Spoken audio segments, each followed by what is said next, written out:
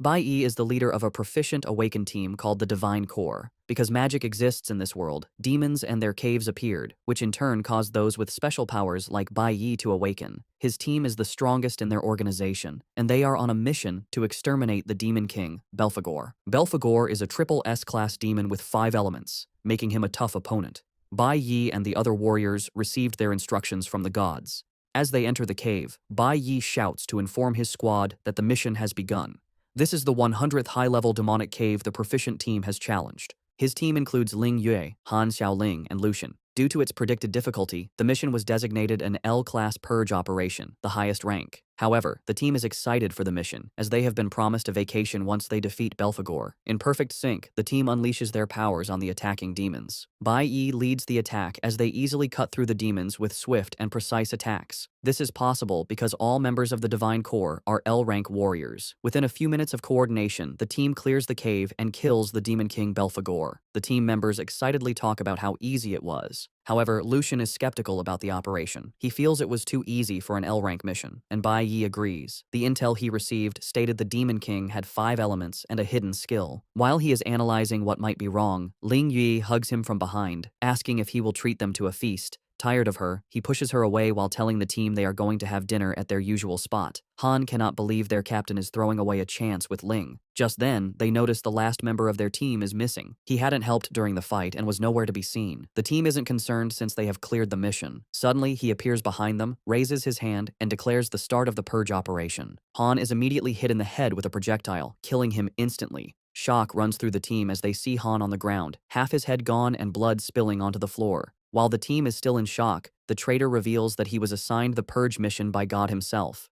Bai Yi notices he can't move his body, and the traitor reveals that they have been eating breakfasts laced with paralytic powder for the past month. The traitor then restrains the rest of the team with his divine skill, Forbidden Vines, restricting their movement. He explains that he was assigned the mission to wipe out the team and needed to prepare. While he is arrogantly explaining, Bai Yi and the others ask why he betrayed them. The traitor replies that it is God's decree to wipe out the L-class warriors. He tightens the grip on Bai Yi and the others, forcing them to scream in pain. They slowly lose consciousness as they cough up blood, still asking why their teammate betrayed them. Bai Yi reminds the man that the Divine Core never crossed any lines that deserved death. Since they followed all the rules, Bai Yi wants to know why they had to die.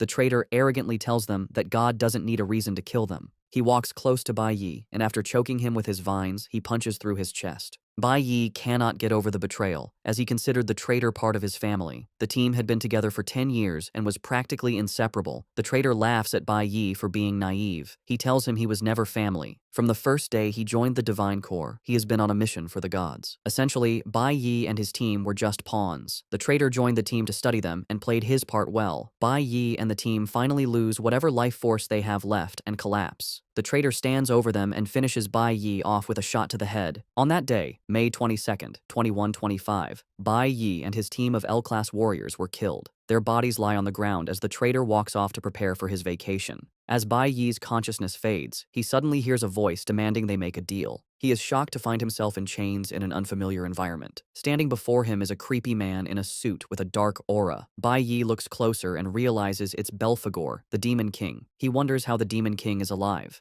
Belphegor teases Bai Yi, saying a high-ranking Demon King would not die that easily. They are in his soul domain, where the entire kingdom is his life force.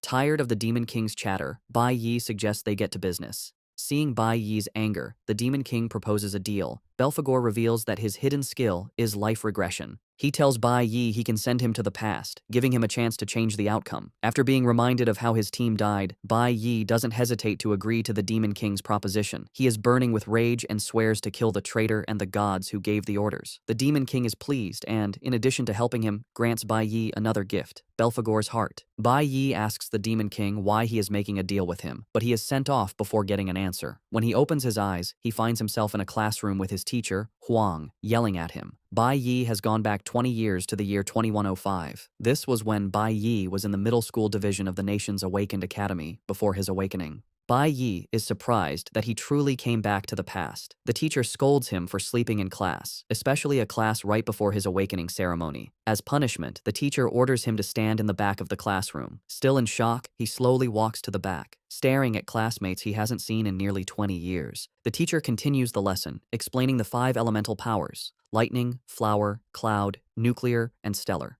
A person can only have one element. The teacher uses herself as an example, stating she possesses the rare cloud element. She then adds that elements are divided into 3 categories based on how they bond with the body: combat, support, and special. She explains that each team comprises the 5 elements with different roles. The school's guild team is an example, consisting of a stellar mage, a cloud warrior, a nuclear bard, and a lightning assassin. The teacher commends the students for being rare and tells them that Awakening Day is the most important day of their lives. There are nearly 100 known awakened professions, ranked from dust, lowest, to celestial, highest, with ember and abyss ranks in between. The students have just one chance at awakening, and she lets them know the status they awaken with will determine their future. After class, the students prepare for the awakening. Bai Yi runs into a classmate he calls Four Eyes because of his glasses. Four Eyes is being bullied by an annoying student, Hong Xiang Sheng, an E-rank stellar assassin, which makes him popular among his peers. Bai Yi is not surprised, as Hong was always bullying people. Before Hong can bother Four Eyes any longer, the teacher appears. She tells Hong that school is not a place to bully and rob people. Hong arrogantly tries to change the story, telling the teacher that Four Eyes bumped into him and he was only taking money as compensation. He boldly tells Huang he would have gotten her fired if not for the fact that she is attractive. After he's done, he and his friends prepare to leave. Seeing Bai Yi in his way, he shoves him aside. Bai Yi doesn't react, but instead watches the teacher check on Four Eyes. Huang is a good teacher who cares for her students despite her tough exterior. Bai Yi remembers Huang helping him in his past life after he awakened. Just then, Huang is informed it is her class's turn for the awakening chamber. Like a mother, she tells her students to stay calm to avoid injuries. In this world, there are 2 awakening methods. There is a natural awakening, like the one Hong had, which is why he is so arrogant. Natural awakening usually happens to people with strong physical constitutions and talent, activating during extreme emotional moments. The other is the artificial method, where those with potential enter the awakening chamber. The chamber is a product of knowledgeable scientists. Inside, emotions and adrenaline are intensely stimulated. This forces the dormant awakening within potential candidates to activate. Because it only happens once, it is considered the only way for someone to turn their life around. Some of Bai's classmates entered the awakening chamber before him and received nice professions. One awakened with the blue tier profession, which is the amber class. Finally, it's Bai Yi's turn, and the teacher tells him to focus while inside. Bai Yi acknowledges her instruction and proceeds into the chamber. In his past life, Bai Yi awakened as an E-rank nuclear warrior, which is a dust tier class and considered the trashiest profession. His awakening back then led to constant bullying, and it wasn't until he reached S rank that he awakened the rarest type. Upon entering the chamber, Bai Yi expects to get a trash profession as usual. However, he is shocked when the system displays an error message. The chamber activates and detects 5 elements instead of the usual one. Bai Yi feels his insides burning as the system displays the Infinite Awakening message. The system informs him that he can choose any class from any of the 5 elemental types as his initial class. Bai Yi learns he can upgrade the other classes once his initial class reaches its maximum potential. He is shocked when he realizes he has been granted elemental accumulation. Apparently, he can choose new classes in the future, from dust rank up to the celestial rank, while maintaining their qualities. Bai Yi also has the chance to unlock the hidden rank above celestial. It dawns on him that he can do all this because of the Demon King's gift. He was given the ability of infinite awakenings, which is unheard of. The system then says all other elemental bars will be cleared once he selects his initial class. After taking his time, Bai Yi picks his class. He steps outside to the teacher, who is excited to hear what he awakened with. Bai Yi tells Huang the disappointing news that he awakened as a nuclear warrior, the worst quality in the green class. Huang is taken aback, but being a good teacher, she still encourages him, saying great men have also emerged from the green class. She urges Bai Yi not to give up, but he humbly tells her there's no need for comfort. Hong overhears the conversation and, as expected, pokes his nose into it. He trashes Bai Yi, saying the teacher is only giving him false hope and that reality is different. Hong reminds Bai Yi that the dust class means he is at the bottom of the food chain. Hong continues his arrogant behavior, telling Bai Yi that the gods choose the strong, while the weak are to be trampled. The mention of the gods immediately triggers Bai Yi, but he remains calm as Hong continues his nonsense. He reminds Bai Yi that he will have to sit in the back row in classes because that is how society works. Apparently, celestial ranks sit at the front, followed by the abyss, ember, and finally, the dust rank. Dust rank warriors are considered trash and can only do business with other low-tier ranks. Hong adds that there is no way for Bai Yi to change his fate through hard work, calling it a waste of time. Hong moves closer to Huang to talk trash to her, but Bai Yi has had enough. He grabs the coffee cup Hong is holding and spills it on his face. Hong is shocked, not believing what just happened. He angrily asks Bai Yi what he thinks he is doing, and Bai Yi replies that his voice is like noise to him. Bai Yi's actions and words are enough to get on Hong's nerves, and he decides Bai Yi needs to be taught a lesson. He aims a punch at Bai Yi, and Huang tries to stop him, but it's too late. Unknown to him, Bai Yi is already prepared. Before the attack hits, he conjures a light sword and blocks Hong's attack. He then parries it, throwing Hong into the distance to everyone's shock. Hong crashes to the ground while Bai Yi's pose shows he used minimal effort. Hong coughs up blood as he tries to grasp what happened. The other students watching cannot believe what they just saw. Apparently, Bai Yi intentionally chose the nuclear warrior class because he is already used to it. This was his class in his past life, and he knows everything about it. Hong manages to get back on his feet and arrogantly tells Bai Yi he just got lucky. He mentions that he is an abyss rank and is completely different from trash like Bai Yi. Huang, with her keen eye, figures out that Bai Yi didn't get lucky. She realizes Bai Yi used a top-tier movement skill exclusive to the warrior class. Huang knows the parry skill allows the wielder to nullify an attack while reflecting its full force back to the opponent. She is shocked to see Bai Yi pull it off so easily as it's a skill her master couldn't manage after 10 years of hard practice. Huang is more puzzled that Bai Yi, having just awakened, already has such high combat experience. While Huang is lost in thought, Hong unleashes a short sword, ready to take Bai Yi down. Hong is now really mad and assures Bai Yi he is going to embarrass him in front of everyone. Bai Yi just stands there coolly, revealing that he intentionally picked the Dust class. He knows that in the near future, all his critics will see the great side of the Dust class, but by then, it will be too late. The students are hyped as the two stand in a fighting pose. However, fighting with powers is forbidden in the school. Hong's father is an important official, and his uncle is the school's dean. Bai Yi, on the other hand, has no reputable family, meaning he has everything to lose. Four Eyes fears he will be expelled if he fights Hong and asks the teacher what to do. The teacher quickly takes the initiative. She steps in, telling them to stop, but Hong is already pissed. He wants to get back at Bai Yi for humiliating him. Hong threatens to beat Bai Yi up, even if he gets on his knees and begs. He sees himself as highly talented, while Bai Yi is just a loser. The teacher also knows Hong is right since the difference in their attributes is great. Hong is an Abyss rank warrior, giving him a 200% boost in all attributes. Abyss ranks are far superior because their attributes are double that of a Dust rank upon awakening, and they can grow while the Dust rank remains stagnant. No one watching, including Four Eyes, believes Bai Yi has a chance. They assume he's going to be crushed. Four Eyes agrees Hong is a disgusting person, but has been surviving by playing the fool to avoid problems. He believes avoiding Hong is the only way to survive since a head-on clash will only lead to an unpleasant end. Once he's done weighing up his opponent, Hong runs toward him. The teacher is worried and screams at Bai Yi to watch out. She assumes Bai Yi plans to parry Hong's attack again, but knows this might not work since the skill consumes a lot of stamina.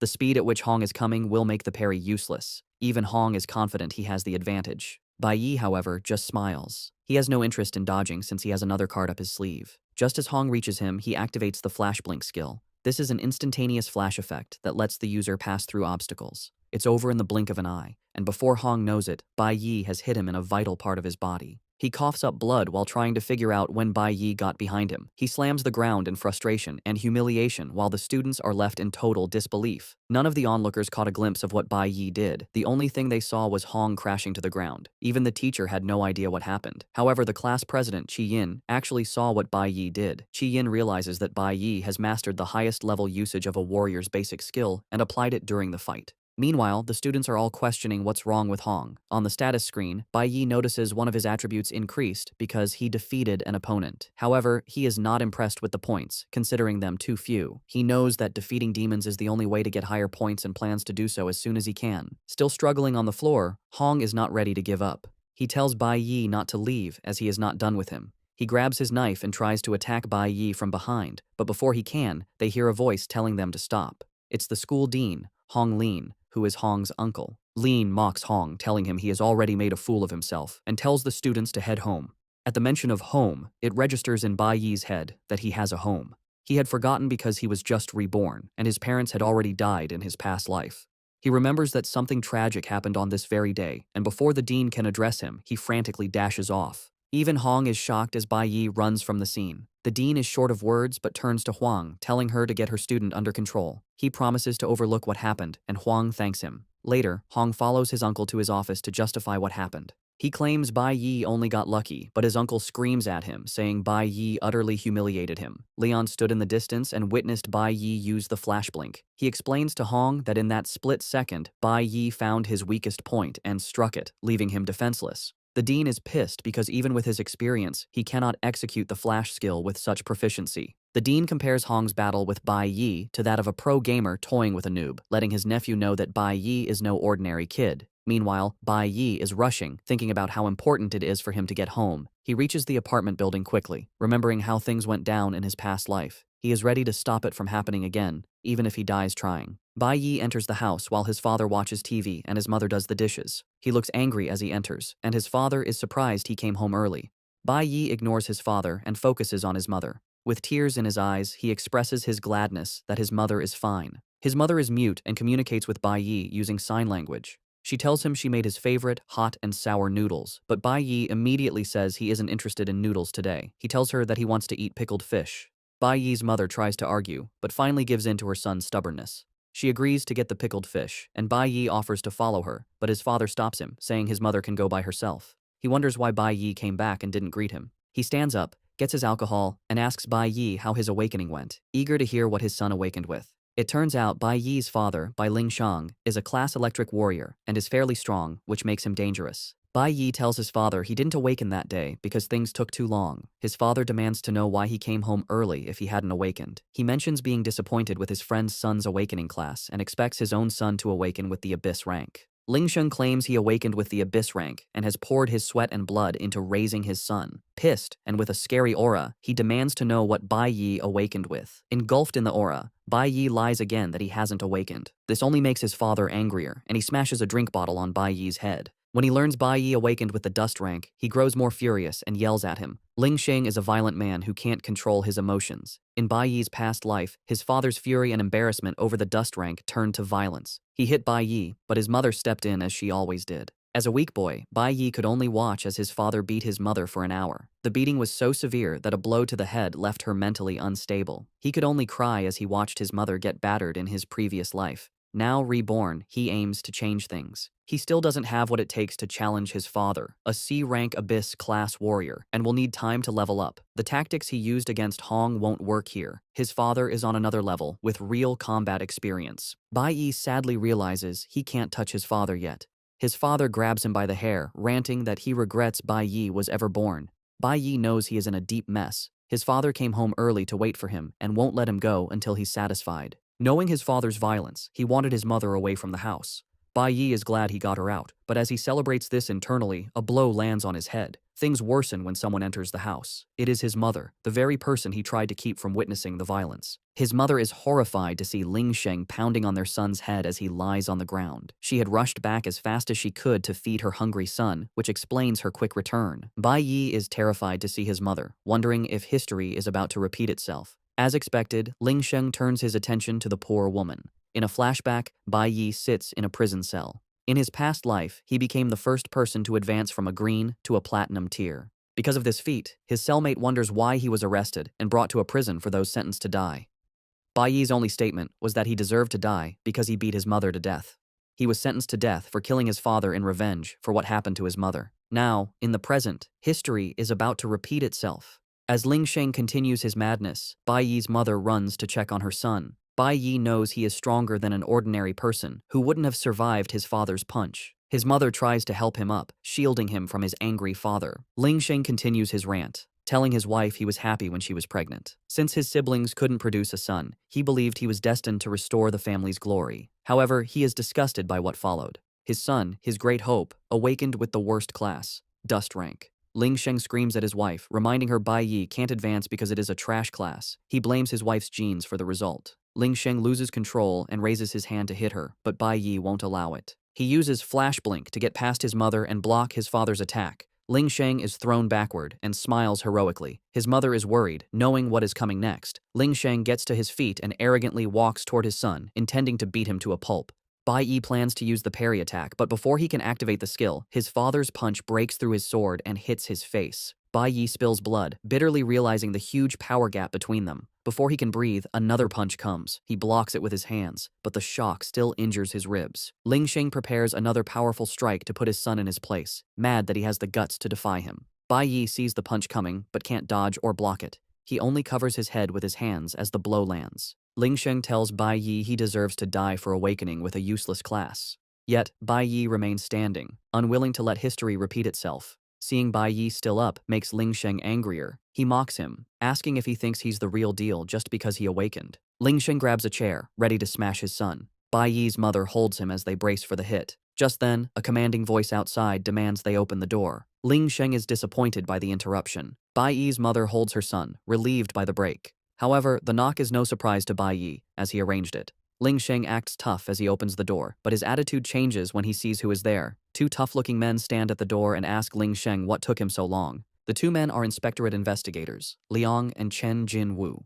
Liang is the red A-rank deputy captain, while Chen Jin-woo is a blue C rank. Ling Sheng is shocked to see them, and, while trembling, asks what they are doing at his house. Liang shows him a picture of a wanted criminal named Snow, asking Ling Sheng if he has seen him. Apparently, the office received a call that Snow was seen in the building, so the police are conducting a house-to-house search. Ling Sheng is relieved to hear that he is not the reason for their visit. He smiles, telling them he has not seen Snow. Since Snow is popular and always on TV, he assures them he would report it if he ever ran into him. Just then, Liang notices Bai Yi is in bad shape and asks Ling Sheng what happened. Ling Sheng lies that his son was careless and fell while buying groceries. He taps Liang on the shoulder, telling him not to worry about such trivial matters. Before he can finish, Bai Yi cuts in, telling the officers his father is lying. Bai Yi boldly states that his father hit him, which is why he is all bloodied. 18 minutes earlier, Bai Yi had used the apartment's phone booth to call the police, saying he saw Snow in the building. He knew they would not joke with any news concerning Snow, but he didn't expect them to arrive so fast. He is glad they came, as it bought him enough time. Ling Sheng tries to dismiss his son's words, lying that he doesn't have what it takes to beat his own son. However, Bai Yi counters with the truth. He tells the officers his father hit him in the head with a wine bottle and on the arm with a stool. Bai Yi continues pointing out where his father hit him, telling the officers they can evaluate his body for injuries. He takes it further by quoting their rule of law, stating that awakeners who cannot control their violent behavior and harm others are to be detained in the Awakener prison for 15 days. The cops are shocked and impressed by how knowledgeable Bai Yi is. Ling Sheng turns to look at his son with contempt. With everything Bai Yi has said, Liang has no choice but to arrest Ling Sheng.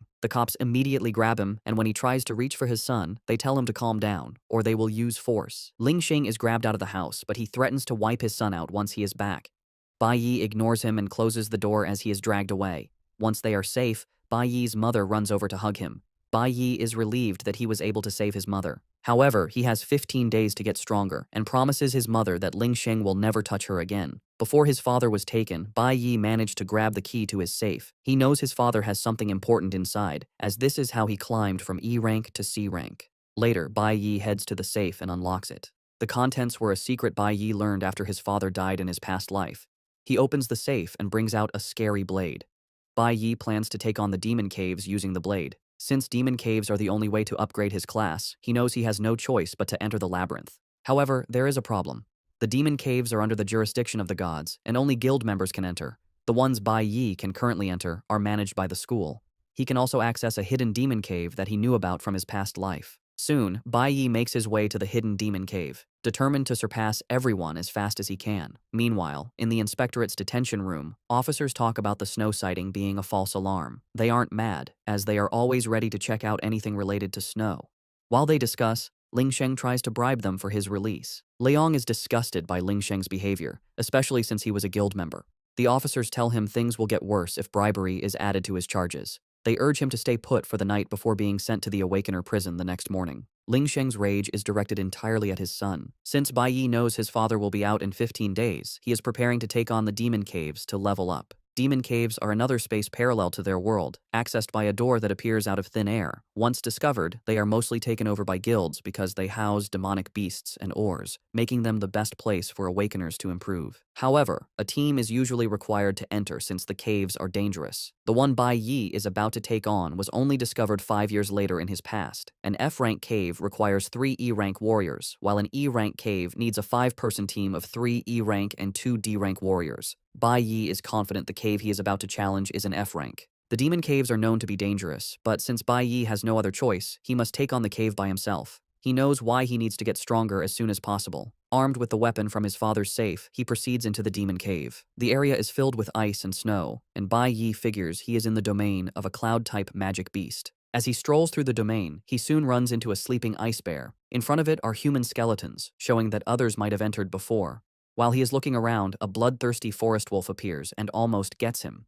The E-rank wolf is still stronger than Bai Yi. Bai Yi leaps backward to avoid the wolf, but it comes at him again. He is able to block the wolf's teeth with the blade. Bai Yi then goes on the attack, taking down the wolf with a single slash. This is possible thanks to the A-rank weapon he is wielding. It is a weapon not available on the market, which is why his father kept it hidden. With this weapon, Bai Yi can close the skill gap between him and the beasts. The weapon is known as the Hunwu blade, made from Hunwu stone. It is so powerful it cuts through iron like butter. However, even with the weapon, Bai Yi knows he needs at least 4 strikes to take down beasts because of their defense. He casually teases about how he misses being an L-rank Awakener. He learns he needs to defeat 20 wolves to upgrade a level on his skill set. Since he is fighting in an ice area, his cloud element will receive the upgrades. It will take him 10 upgraded levels to move from E-rank to D-rank. Soon, Bai Yi is surrounded by a pack of wolves attracted by the smell of blood. This is a perfect, yet dangerous opportunity to level up. The wolves gang up on him, but he relies on 2 skills,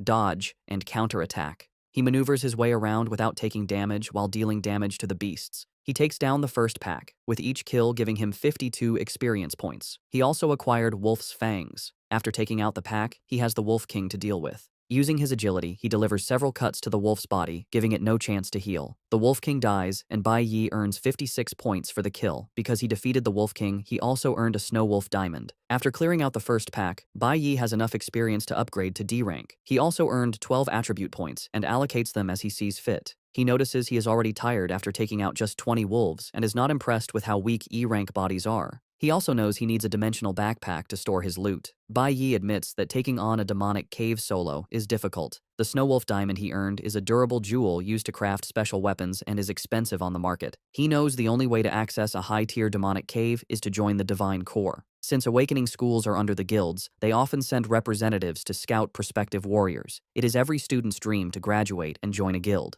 But if a student is kicked off their team, their career is likely over, which is what happened to Bai Yi's father and why he is stuck at C rank. Looking at his current situation, Bai Yi realizes he will burn even more stamina taking on the beasts alone. He is already exhausted. Before he knows it, another pack of wolves appears. He decides to use a trick he has up his sleeve. He runs, and the wolves follow. He leads them into a forest where he cuts down trees to give himself space. This disturbance attracts the forest's other beast, the cloud python. Now Bai Yi has wolves and pythons to deal with. To get out of the situation, Bai Yi kicks his plan into motion. He lets off a loud explosion, hoping it wakes one particular beast. His plan works as the sleeping frost bear angrily emerges from its den. The enraged bear attacks whatever it sees. The wolves and pythons are not safe from the bear's rage as they all get smashed. While the bear is rampaging, Bai Yi cleans up from behind, earning a bunch of experience points. He continues with these tactics, earning points and obtaining python fangs and wolf fangs. Bai Yi uses the beast's weakness against them. They are aggressive but lack brains. By using the bear against the others, he conserves stamina. However, he still needs to finish them off to gain experience. After fighting for some minutes, Bai Yi is exhausted. He decides to move to the next phase of his plan. Once the beasts are lined up, he hits the ice floor and breaks it to kill them. He has been analyzing the terrain and noticed they are on an ice bridge suspended between 2 cliffs.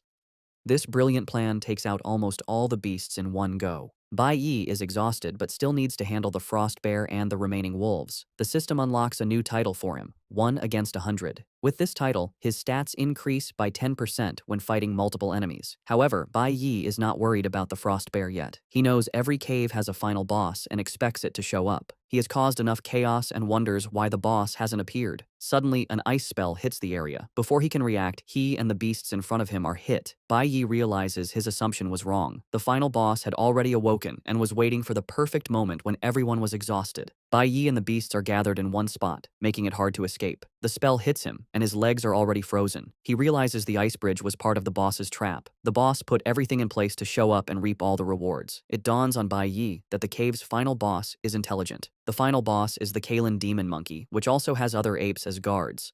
Almost all of Bai Yi's body is covered in ice, preventing movement while the demon monkey wears an evil smirk. Apparently, the cave is a high-risk one that requires a group of E-rank warriors. With his body completely frozen, Bai Yi fears he might go into hypothermia, which would be his end. The monkey boss raises his hand, points at Bai Yi, and orders his monkeys to attack. Realizing he is trapped, Bai Yi resorts to using the parry skill. Since the parry skill requires precise timing, Bai Yi waits until the hit is about to land. He activates the parry and shatter skills, breaking the ice and blocking the incoming attack. Though temporarily free, Bai Yi knows he is in trouble because he has drained a big chunk of his stamina.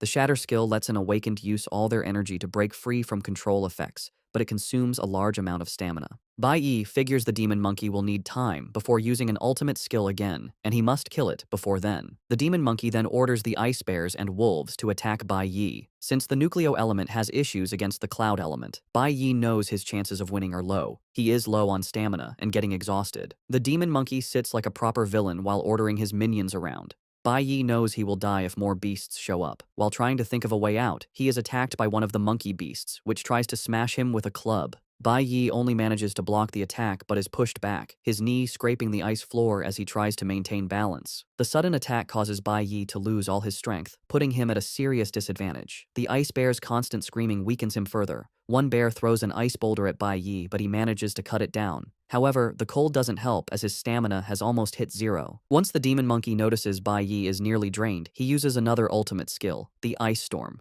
Bai Yi is shocked, not expecting the monkey's ultimate to have such a fast cooldown. His eyes light up in horror as he stares at the incoming attack. This reminds him that in his past life, he faced life or death situations and developed a sense for recognizing opportunities. Bai Yi figures that in his current state, he has two options. He can stay and fight, but since his stamina is at its limit and he continues to take damage, he will not survive. The second option is simple: run away. Bai Yi wastes no time picking option 2 and leaps off the cliff. However, the demon monkey hits him with an ice spell that catches his feet, causing him to lose balance and fall instead. With ice formed around him, Bai Yi crashes into the river below. While he is fighting for his life, his mother enters his room back home. She thinks Bai Yi is still sleeping but is shocked to find the room empty. Bai Yi had left home the day before, a Friday, and now it is Saturday. His mom finds a note from her son saying he went to a friend's house. Bai Yi urges her not to worry, but the note only makes her more anxious since she knows he would have told her in person instead of leaving a note. She wonders what is going on with him since he has been acting differently since the day before. The woman is uneasy with several things running through her head. Back in the dungeon, Bai Yi survived the fall. Jumping off the cliff was also part of his plan. He remembers that nearly 100 beasts fell into the river when he broke the ice bridge earlier. However, he only got rewards for 40, which means the others survived. Bai Yi coughs in pain as he drags himself out of the cold river. Though he survived, he is running on very low stamina. He is suffering from blood loss, low temperature, and is in a completely weakened state. His body is also severely damaged from falling from a high place. Without a doubt, Bai Yi knows he is at his limit. As he lies there, he wonders if this is truly the end. Before he knows it, he is surrounded by beasts like the ice bears, ready to finish him off. As they get closer, Bai Yi reminisces. He remembers his time with the Divine Core, the good moments with his teammates, and his mother's care. He also remembers his father's wickedness and the pain of the traitor's betrayal. A voice in his head tells him this is the end. This is enough for Bai Yi to clench his fists and decide it is not over. He manages to stand up. Just as an ice bear is about to finish him, he raises his hand and stops its giant teeth from closing in. Bai Yi is determined that the bad things from his past life will not be repeated. He has already died once, losing everything. This time, he plans to turn it all around. With newfound determination, Bai Yi smashes the ice bear and throws it into the distance. He lets out a cold breath and grabs his short sword again. His desperate attempt triggers something that can push for a class advancement. Bai Yi stands with a yellow aura swirling around his body, surrounded by monsters. His decision to solo a dungeon and face dangerous beasts was to make himself feel the desperation from his past. This feeling triggers an adrenaline rush, which he hoped would cause a class advancement. Though he almost died, he didn't meet the conditions. However, instead of a class advancement, he learns a new ultimate skill, Nucleo Holy Swordsman. It is well ahead of its time and level. While he didn't advance his class, the skill will be very handy. With this skill and adrenaline, Bai Yi is brimming with energy. He points his sword at the beasts, telling them it is time to be wiped out. One beast moves, and the others follow. Bai Yi remains unfazed and prepares his short sword. As they get closer, he unleashes a swirling, dangerous speed attack called Sanctuary that cuts through all the surrounding beasts in one slash. He cuts them down as notifications pop up, telling him he has defeated ice bears and forest wolves and showing the experience points acquired. After taking out the monsters, he acquires items like Icefield Beasthide, Proud Barebone, and Bloodtooth. The sanctuary skill clears his fatigue and restores his lost stamina. In addition, Bai Yi gets an upgrade and obtains the Ice Field Wanderer title. This provides resistance to cloud element creatures plus a 100 damage reduction, which is exactly what he needs. Bai Yi stares at the top of the cliff, promising to wipe out the rest of the beasts, including their boss. With the flood of experience points, he upgrades to level 9 of the E class. Bai Yi immediately activates the Ice Field Wanderer effect to resist the cold. The sanctuary skill also allows him to store damage from attacks and then release it on a group of enemies at once. However, he can only use this after taking a lot of damage. He is thankful that the skill restored his stamina. Bai Yi then remembers he needs to finish quickly and return home before his mother worries. He climbs the cliff and makes his way to the demon monkey boss's palace. The demon monkey is protected by ice beasts, but Bai Yi doesn't care and bursts into the palace. After taking out more beasts, he is now at the last level of the E class, level 10. Meanwhile, it is now 11:00 p.m., and Bai Yi's mother is seriously worried. She has prepared food, but she is left to wonder where her son is. She prays that he is fine. Now, in the boss's palace, Bai Yi takes out the ice bears guarding it and is left to fight the boss's personal guards, the scary monkeys. The monkey boss looks unafraid and orders his guards to take Bai Yi out. One monkey jumps at Bai Yi, but he simply blocks and then easily slices it in half. The monkey boss sees this and realizes things might be dire. He angrily unleashes his ultimate, the Ice Storm Assault, but it has no effect on Bai Yi, who is now immune. Bai Yi dashes toward the monkey boss. In desperation, the boss raises his staff, activating a spell that causes the jewel on it to glow. This puts the other monkeys in a hyper mode, but Bai Yi doesn't see them as a threat. He only sees them as beasts he needs to kill to reach D class. Bai Yi cuts through the beasts like they are nothing before relieving the monkey boss of one of its arms. The boss screams in pain as blood spills from the severed limb. Before it can do anything else, it finds Bai Yi looking at it with a death stare. Bai Yi unleashes a series of cuts on the boss's body, defeating it. A notification pops up, telling Bai Yi he has successfully defeated the D-class Cloud Element user, the King of the Azure Forest, and gained 1,000 experience points. He also advances to the D-class Nucleo Warrior. After this, he sees items to pick up. Because of the experience he gathered fighting a Cloud Element enemy, the system tells him a new profession is about to awaken. Bai Yi is shocked, having forgotten about this. A red and blue aura emanates from his body. He awakens the Cloud Element Mage profession and can now switch professions at any time. Bai Yi is excited to have awakened a red profession, even at E class. Unlike the Nucleo class with its 100% bonus, the red class comes with 200%. The red class's strength is already on the same level as his current class. Bai Yi then picks up the mage weapon, the Stone of Magic, and finds a magic pouch that can hold 20 items. While he loots, the remaining beasts can only watch. After he is done, Bai Yi looks up and realizes some beasts survived. Since he just awakened a new profession, he decides to try it on them. He switches to mage mode, a red aura coming from his eyes as he prepares to annihilate them. It is now 5 a.m. the next morning, a Sunday. Bai Yi's mother hasn't slept and is sitting in the living room hoping for her son's return.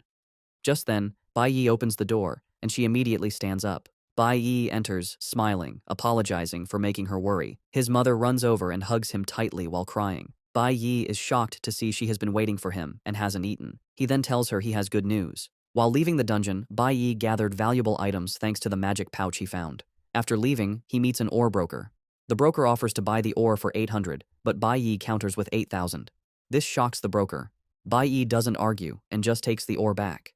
The broker is forced to increase his bid to 2,000, but Bai Yi counters again, demanding 5,000.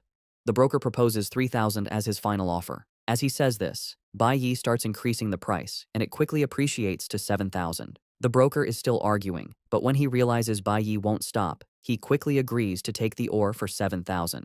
Since Bai Yi is experienced with brokers from his past life, he knows how to deal with them. From the money he got selling the ore, he rents an apartment for his mother. In his past life, his mother fell from one problem to another, but now, Bai Yi just wants to take care of her and make sure she enjoys herself. He concludes the apartment deal in front of his mother, shocking her with the high price. By 8 p.m. that Sunday, they settled into the new apartment. Bai Yi is happy to see his mother smiling, as it has been a long time since he saw her with such an expression. Even with a new apartment and moving up from E to D class, he knows he can't let his guard down because of his father. Bai Yi wants to settle the issue with his father before going after his main target. He then wears a magic stone on his right arm that increases an area of effect magic by 50%. At the same time, Hong is training hard to surpass his limit, jumping from one labyrinth to another without rest. Even when his sister tries to convince him to rest, he slaps her hand away. Hong is prepared to do anything to stay on top. Elsewhere, an unknown person checks the list of newly awakened students, disappointed by the lack of exceptional talent. The next morning at 7:30 a.m., Bai Yi's mother had prepared food for him. Bai Yi is shocked to realize he is running late. He asks why she didn't wake him, and she replies that he was resting so well she couldn't bear to disrupt him. She pats him on the head, urging him to eat slowly. With his mother's comfort, Bai Yi calms down, realizing it has been a long time since he slept peacefully or had an unhurried breakfast. Just then, his mother asks if there is anything he wants, like a toy or a book. Bai Yi is surprised by the sudden offer of gifts. His mother reminds him that his birthday is next Friday, June 5th. It dawns on Bai Yi that she is right, but he totally forgot, as it's been too long since he last celebrated. After his mother died in his past life, no one celebrated his birthday again, and he gradually forgot about it. As he eats, Bai Yi racks his brain to think of anything he wants, but is left confused since he already has what he truly desires. His next and most important goal is to kill the traitor who caused his and his team's death. When Bai Yi gets to school, he learns they are preparing for the combat simulation. The teacher stands before the newly awakened, telling them about it. He explains that the academy is supervised by the Divine Guild, who will be watching their every move. The combat simulation is the best way to impress them. He tells them it will serve as the school graduation assessment and will be broadcast live. The best performer will get to participate in a training camp with the high school division. The camp happens only once a year and is the best opportunity to connect with the Divine Guild. The school usually organizes the best students from middle and high schools to travel together to the Shanghai Nation, where the Divine Guild headquarters is. Bai Yi remembers the Shanghai Nation as where he met his master and where the traitor was born. However, the traitor never met his master since he joined the Divine Corps after him. Bai Yi knows he must get high scores in the assessment to get into the training camp, giving him more chances to find the traitor. The simulation battle is this Friday, 4 days away. While some are excited, people like Four Eyes are worried because it takes place inside a real labyrinth. The teacher then points to the training room for their first session, physical conditioning in the gravity room, where everyone must start with 10 sets of shuttle runs. Surprisingly, Bai Yi walks up to his teacher, saying he doesn't want to use the recommended training room. This shocks the teacher and the other students. The teacher tells Bai Yi not to get ahead of himself just because he defeated Hong, believing he is trying to skip training. But Bai Yi clarifies that he wants more specialized training. The teacher is confused and asks if Bai Yi is insinuating there is a problem with his methods. Bai Yi reveals that physical conditioning is necessary for most awakeners, so the gravity room isn't a bad option. However, he believes the shuttle run is only best for classes like assassins and warriors, which require speed and coordination, and not everyone needs this. He tells the teacher that classes like mages and chanters are better suited to train in the element room. He adds that everyone should be allowed to train differently since their classes are used differently. The teacher hears this and points out that Bai Yi is basically teaching him his job. Qian overhears and is shocked. She realizes Bai Yi's proposed training method is the same one a Divine Corps training officer, Mr. Dong Yang, mentioned. However, it's a new method, and she would only know about it because her father brought home the videotape. Qian is surprised that Bai Yi came up with the same idea. Specs tells Bai Yi to avoid being blunt with the teacher, who is the school's most authoritative trainer. Instead of getting angry, the teacher pats Bai Yi on the shoulder, smiles, and says the training method he mentioned is interesting. The teacher then explains that with so many students, it would be difficult to cater to everyone's specific needs in the short term. He points out that the combat simulation assesses student performance, and if done wrong, it could derail a student's entire life.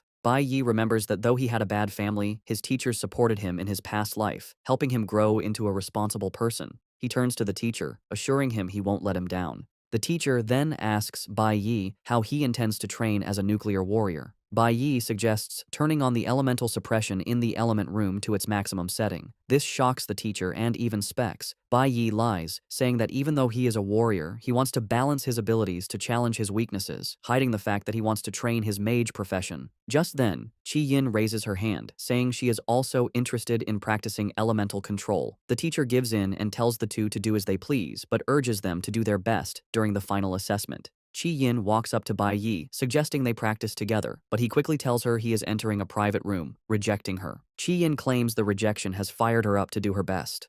While training in the elemental room, Bai Yi has some difficulty, as he is still new to the mage profession, but plans to master it in the short time he has. He also plans to hide his ability to switch professions since the school is under the gods' supervision, and every student's move is watched. He wants to avoid becoming an early target for the gods. Meanwhile, Qi Yi trains with only 1% elemental suppression, thinking she can rival Bai Yi's strength. Bai Yi is also not ready to interact with his classmates, wanting to protect them. After school, Specs and his friend catch up to Bai Yi, telling him to slow down. The two were Bai Yi's best friends in middle school in his past life. Because they were all weak, they shared the same fate of being bullied. Having his weak friends around was the only happy moment he had in middle school. Now aiming for revenge, Bai Yi doesn't think he needs social interactions. To get away, he gets on his bicycle and rides off, leaving them behind. They can't believe he ran off again, as they were supposed to be an unbreakable trio. Specs points out that Bai Yi has totally changed since the awakening, now seeming like a confident person. Moments later, they catch up to Bai Yi, who is waiting for them. He tells Specs to get his lungs checked when he is free. The two are happy he finally stopped, but Bai Yi shatters their hopes again, telling them they are too slow to keep up with him. He gets on his bike and rides off, leaving the two in shock. In his past life, Specs was suddenly diagnosed with a lung disease and passed away shortly after. Bai Yi wants Specs to stay alive and healthy, even if they don't become friends. On the other hand, Specs believes that Bai Yi is still the same person, even though he now appears cold.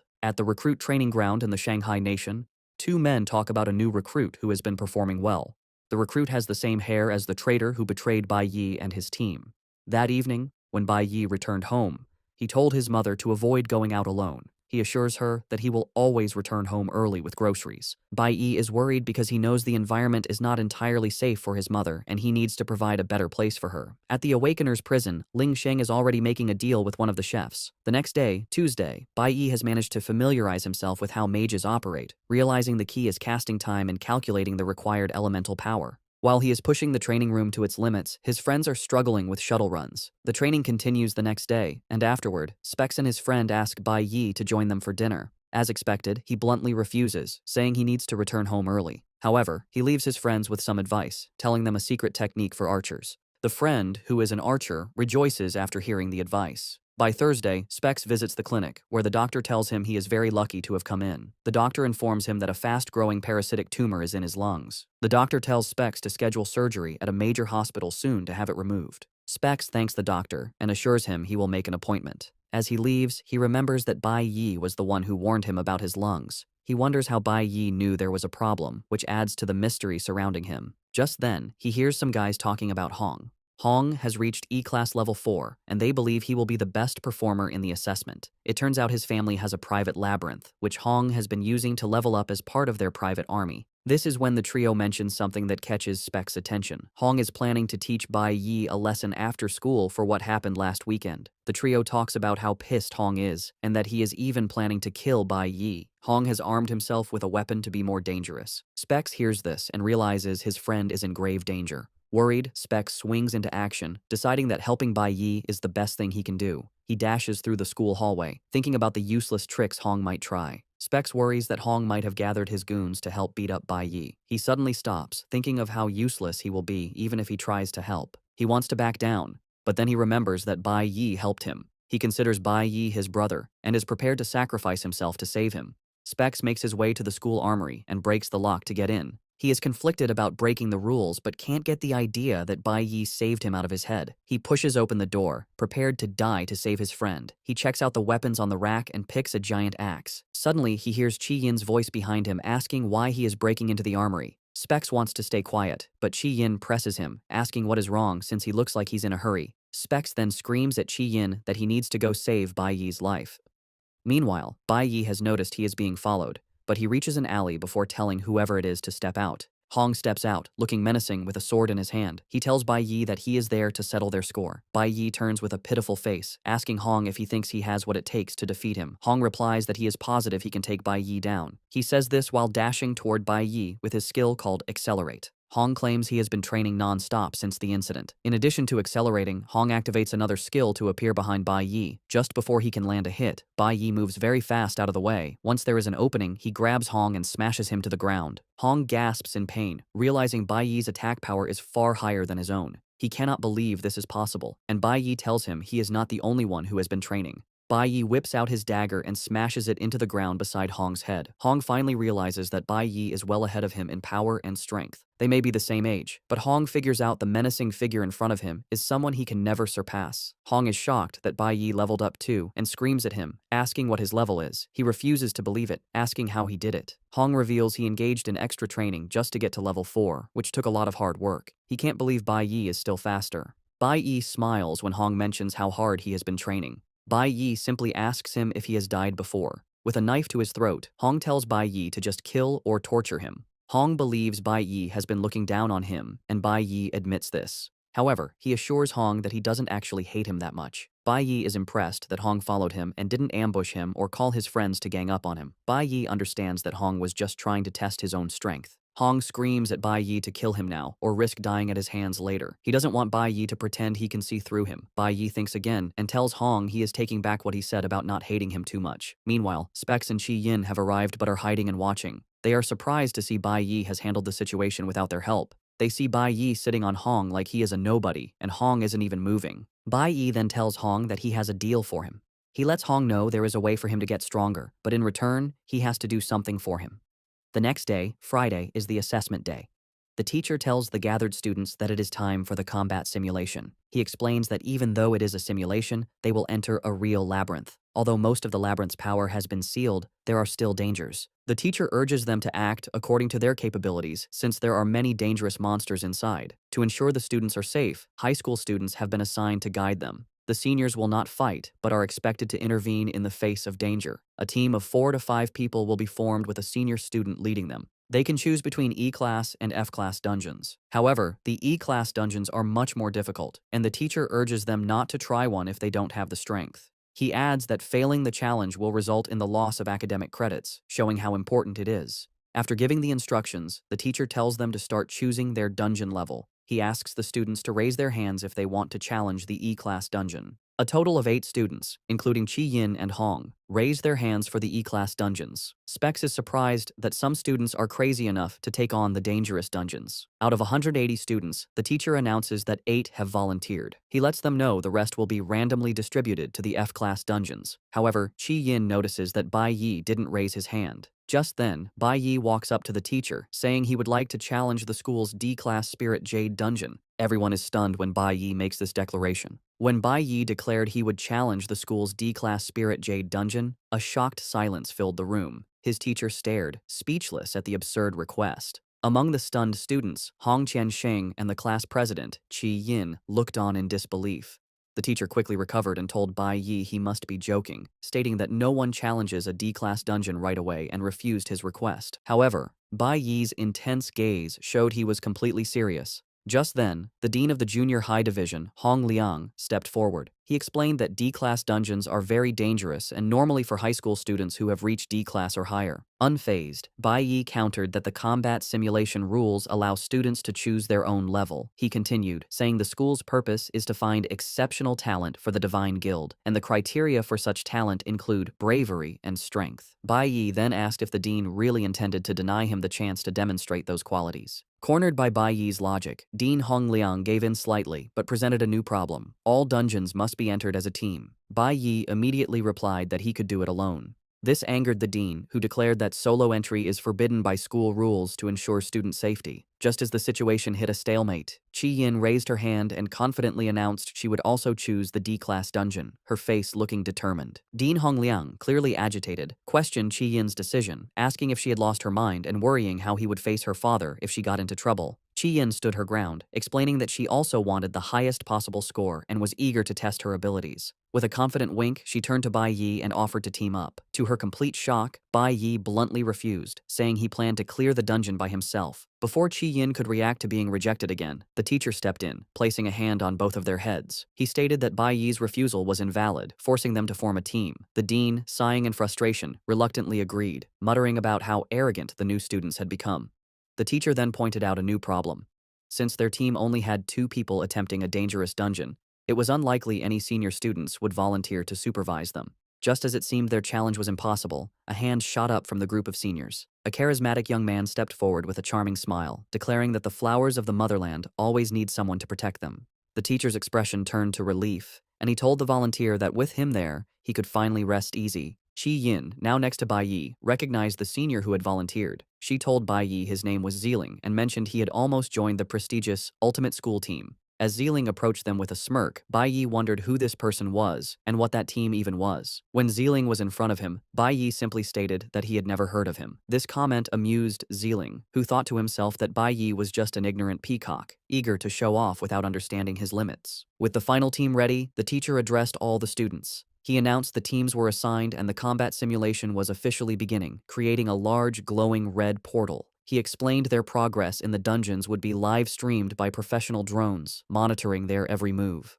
With a final word of encouragement, he urged them to do their best and see who would get the highest score. As the students prepared to enter, Bai Yi stared forward with intense determination. The Awakened Academy was established on the site of a massive, conquered demon cave. Over time, this major cave created many smaller, lower-level portals within the school grounds, used by both junior high and high school divisions. These new dungeons, with power levels mostly between F and D class, served as perfect training grounds for the students. As students like Specs and his friend entered their portals, the combat simulation began. Inside their portal, Bai Yi, Qi Yin, and their senior supervisor Zeeling were followed by a drone.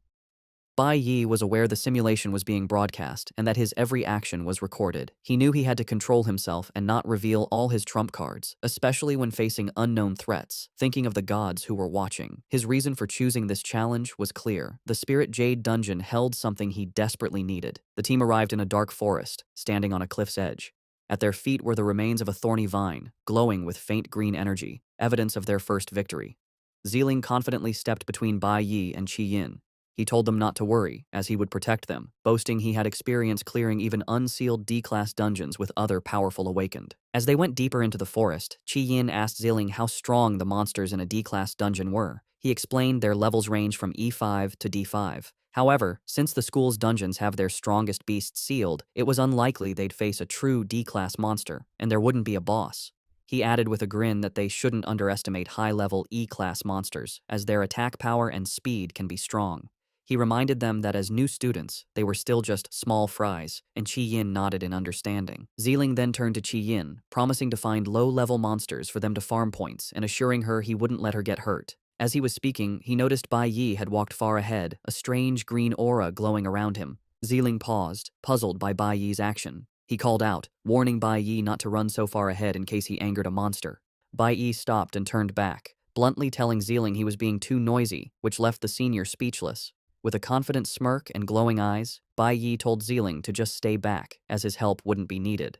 Zeeling and Qi Yin could only stare as Bai Yi continued ahead, taking the lead. The view shifted to the livestream camera, showing the trio as the official broadcast for this year's combat simulation began. Back at the academy, large screens were set up for students and staff to watch the combat simulation live streams, showing the progress of the teams in the dungeons. The scene then shifts to a private room with a plaque that reads, "Ultimate School Team." Inside, a young man with green hair, the team's vice captain, was on a call. He urged the person he called captain to watch the broadcast, mentioning it was interesting this year. With a smirk, he pointed out that a junior student had chosen to challenge a D-class dungeon. A woman's voice responded, her face hidden in shadow, asking what profession the student had awakened as. The vice captain explained that this was the most fascinating part. The student was a nuclear warrior, one of the worst professions available. Intrigued by this reckless confidence, the mysterious captain stated that she wanted to watch and see what gave this student such audacity. The story shifts to show the other student teams in their own challenges. In a sealed F-class dungeon, Specs was panicking, screaming for the monsters to stay away while waving a tambourine. His team was battling F-class flame bats and fierce bats, with his teammates in close combat while he provided support from the back. A senior student supervising his team told him not to be so tense, reminding him his role was to provide buffs from a safe distance.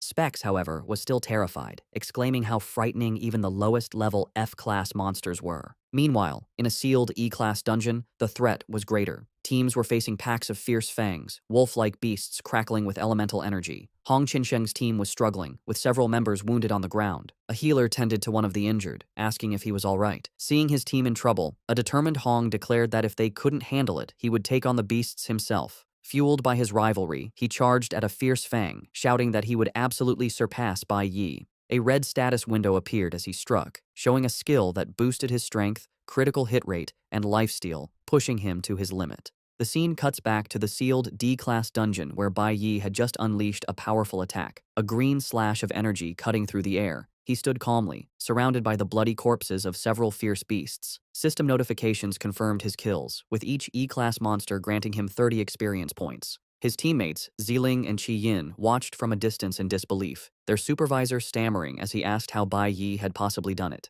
Before he could answer, a new threat appeared. Two massive, multi-eyed spider monsters crawling toward them. Unfazed, Bai Yi simply explained to Qi Yin that the monsters here were sealed and had only half of their power, which was why they weren't too difficult to handle. Qi Yin, still in awe while watching him wield the large blade from his father's safe, argued that even at half strength, he had fought many opponents at once. She admitted that she was still a long way from reaching his level. As he turned to face the next challenge, Bai Yi told her it was pointless to compare herself to others. With a calm and focused expression, he advised her to concentrate on improving herself. Amused by Bai Yi's blunt words, Qi Yin smiled brightly, clutching her spellbook as she declared that she would do her best. Ziling, however, watched from the side with a scowl, fuming that this arrogant junior was stealing the spotlight. He stepped forward, trying to reassert his authority by reminding Bai Yi that this was a D-class dungeon and he shouldn't get overconfident. Patting Bai Yi's hair condescendingly, Ziling acknowledged his performance was good for a first-timer, but warned him that this dungeon had 3 caverns and wouldn't be so easy. He began to give tactical advice, ordering Qi Yin to deal with monsters from the right. Without pause, Bai Yi interrupted, stating that he would take the left side, leaving Ziling flustered and ignored. The team now stood in a large cavern with the bodies of defeated beasts. Before them, the path split into 2 tunnels, and at the far end of the cavern, a massive, glowing red magical seal pulsed. As Bai Yi ignored him and spoke directly to Qi Yin, Ziling's frustration grew. Bai Yi asked Qi Yin if she could handle the lower-level monsters on the right path by herself. Sidelined, Ziling could only watch, thinking how disrespectful this junior was. Bai Yi explained to Qi Yin that the purpose of the simulation was to test their individual abilities, and she needed to prove her own strength. He then asked her a simple question. Didn't she want to get a good score? That was all the motivation Qi Yin needed. Her expression became firm as she declared that she understood and could do it. With the plan set, Bai Yi walked down the left path alone, while Qi Yin and Ziling took the right. Watching Bai Yi's back as he left, Ziling's face twisted with rage. Muttering a curse, he decided that if Bai Yi wouldn't learn the easy way, he would have to be taught a lesson the hard way. In a flash of golden light, he summoned a glowing bow, his intentions clearly turning malicious. Back in the viewing room, the teachers and students were watching Bai Yi's live feed in amazement. Screenshots from the drone footage showed him single-handedly taking down hordes of E-class monsters. One viewer exclaimed that it was incredible how many beasts Bai Yi had already defeated. A teacher asked what his current level was, and another replied that his official report still listed him as E1, though his real level was unclear. The group guessed he must be at least E3, or maybe even E4 by now. Meanwhile, Bai Yi was facing the giant spider monsters on his path. The teacher who had supervised the awakening ceremony explained to his colleagues that Bai Yi's decision to send Qi Yin to the right wasn't random. He had smartly observed the elemental matchups, sending the flower element user, Qi Yin, to face the stellar element monsters, giving her a natural advantage. The teacher praised Bai Yi's smart decisions and impressive tactical awareness, even during a high-pressure test. Recalling Bai Yi's promise not to disappoint him, the teacher smiled with pride, realizing the boy wasn't just bragging. He looked at the screen with interest, wondering what else his student would do. The scene then confirmed the teacher's analysis from Bai Yi's point of view. He had indeed noticed earlier that the stellar-type beasts were mostly coming from the right-hand cave. Knowing they were also a lower level, it was the perfect challenge for Qi Yin, who had the elemental advantage. Following her path, Qi Yin found herself facing a massive, beetle-like monster with glowing purple markings. The creature charged at her fiercely. Reacting quickly, she slammed her hand to the ground and cast a spell, shouting, "Vine Wall!" Thick, thorny vines shot up from the earth, wrapping around the monster and holding it. Despite the successful spell, Qi Yin's face showed great effort and determination as she prepared her next attack, screaming for another wave. With another fierce cry, Qi Yin commanded the thorny vines to tighten. They squeezed the massive beetle monster, crushing its shell, drawing blood, and inflicting a deadly poison effect. The creature fell, defeated. A system notification confirmed her successful kill of the E-class starbug and awarded her 30 experience points. Qi Yin clenched her fist in triumph. Her face lit up with pride as she exclaimed that she had done it again. From the entrance of his own path, Bai Yi had been watching her progress. He noted that mages, even at the E-class level, already have their basic class skills. In Qi Yin's case, it was the ability to create a poisonous wall using plants, a skill known as Vine Wall. Bai Yi was genuinely impressed. For her first time in a dungeon, she was very calm while facing monsters stronger than herself. She also had the tactical sense to use her wall skill not just for defense, but to trap the monster and create a smaller kill zone. He concluded that she definitely had a natural talent for combat. Having confirmed she could handle her side, Bai Yi turned his full attention to the massive, glowing red seal at the end of his cavern. Flames of 5 different elements flickered around it, and he figured the dungeon's sealed D-class monsters must be behind it. With Qi Yin handling the beasts on her path, he was free to focus on his own, more dangerous goal. As he approached the seal, Bai Yi considered his strategy. He was confident he could get a high score while hiding his true strength, even with the drones broadcasting his every move. However, he needed to carefully plan his next step, especially with such a powerful seal in front of him. Meanwhile, watching from the entrance to Qi Yin's path, Zealing was furious. He couldn't believe the nerve of these juniors, who were completely ignoring his authority. Deciding that if they were so confident, he would show them a real challenge, his eyes fell on the magical seal in the main cavern. In an instant, he appeared behind Qi Yin. Drawing his golden bow, he aimed not at a monster, but at the ground in front of her. With a malicious grin, he declared that they should try this, and unleashed a bright arrow of light. The arrow struck the earth with explosive force, narrowly missing Qi Yin but blasting a deep, dark hole in the ground. Qi Yin spun around, confused by the sudden attack. Xiling, pretending to be innocent, casually asked why she had dodged, claiming he was just trying to help her by adding a buff. But from the new pit, a menacing growl echoed, and the glowing shape of a massive creature emerged. Before Qi Yin could react, a ferocious, two-headed lion leaped from the chasm, charging at her with terrifying speed. A system window identified the beast as a level 11, D-class twin-headed violent lion. The sudden appearance of such a powerful, unsealed monster left Qi Yin frozen in terror. Sensing the sudden surge of powerful demonic energy, Bai Yi immediately spun around, his attention drawn to the noise on Qi Yin's path. The twin-headed lion, now fully emerged, roared as its body burst into flames.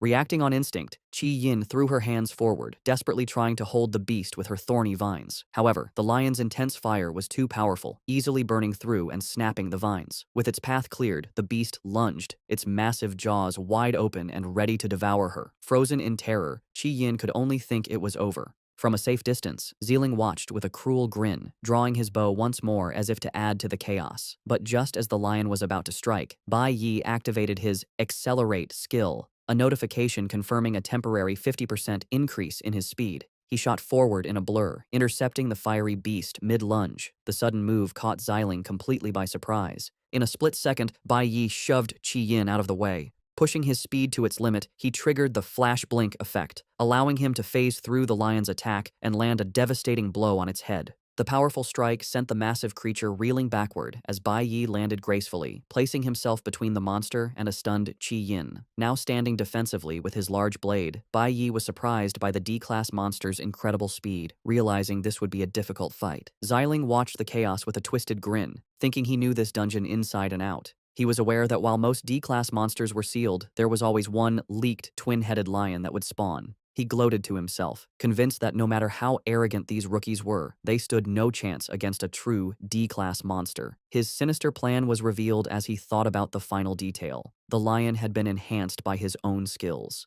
A glowing red status window appeared over the enraged beast, confirming Xiling's trick. The lion was in a light arrow state, its gravity reduced, and its damage and speed massively increased. Xiling mentally called it the fastest twin-headed lion. Another status window showed the lion was also berserk, granting it another 10% attack and 50% speed boost. Facing this impossibly strong foe, Bai Yi's expression turned grim. Clutching the dagger from his father's safe, he wondered if he would be forced to reveal his full strength to survive. Turning to Qi Yin, he told her to retreat to a safe distance, saying this was a monster she could not handle.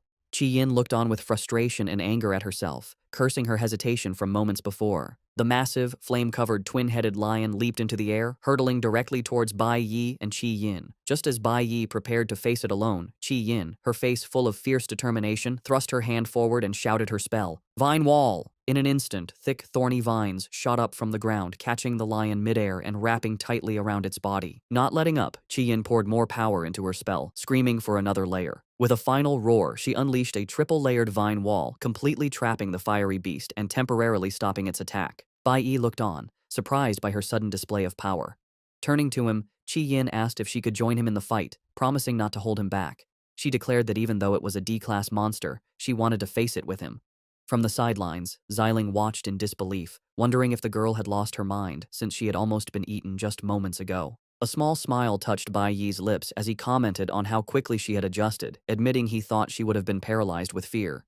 Qi Yin responded with new confidence, stating that she had worked too hard to be defeated here. Now standing side by side, they prepared to face the restrained D-class monster together, ready for the real battle to begin. Looking at Bai Yi with a confident smile, Qi Yin said she trusted him completely, stating that with him by her side, she knew she wouldn't die. Bai Yi, always practical, immediately cautioned her, reminding her she had used a lot of power on the triple-layered skill and that her energy was limited. Qi Yin simply replied that she knew. This exchange made Bai Yi remember Qi Yin from his previous life.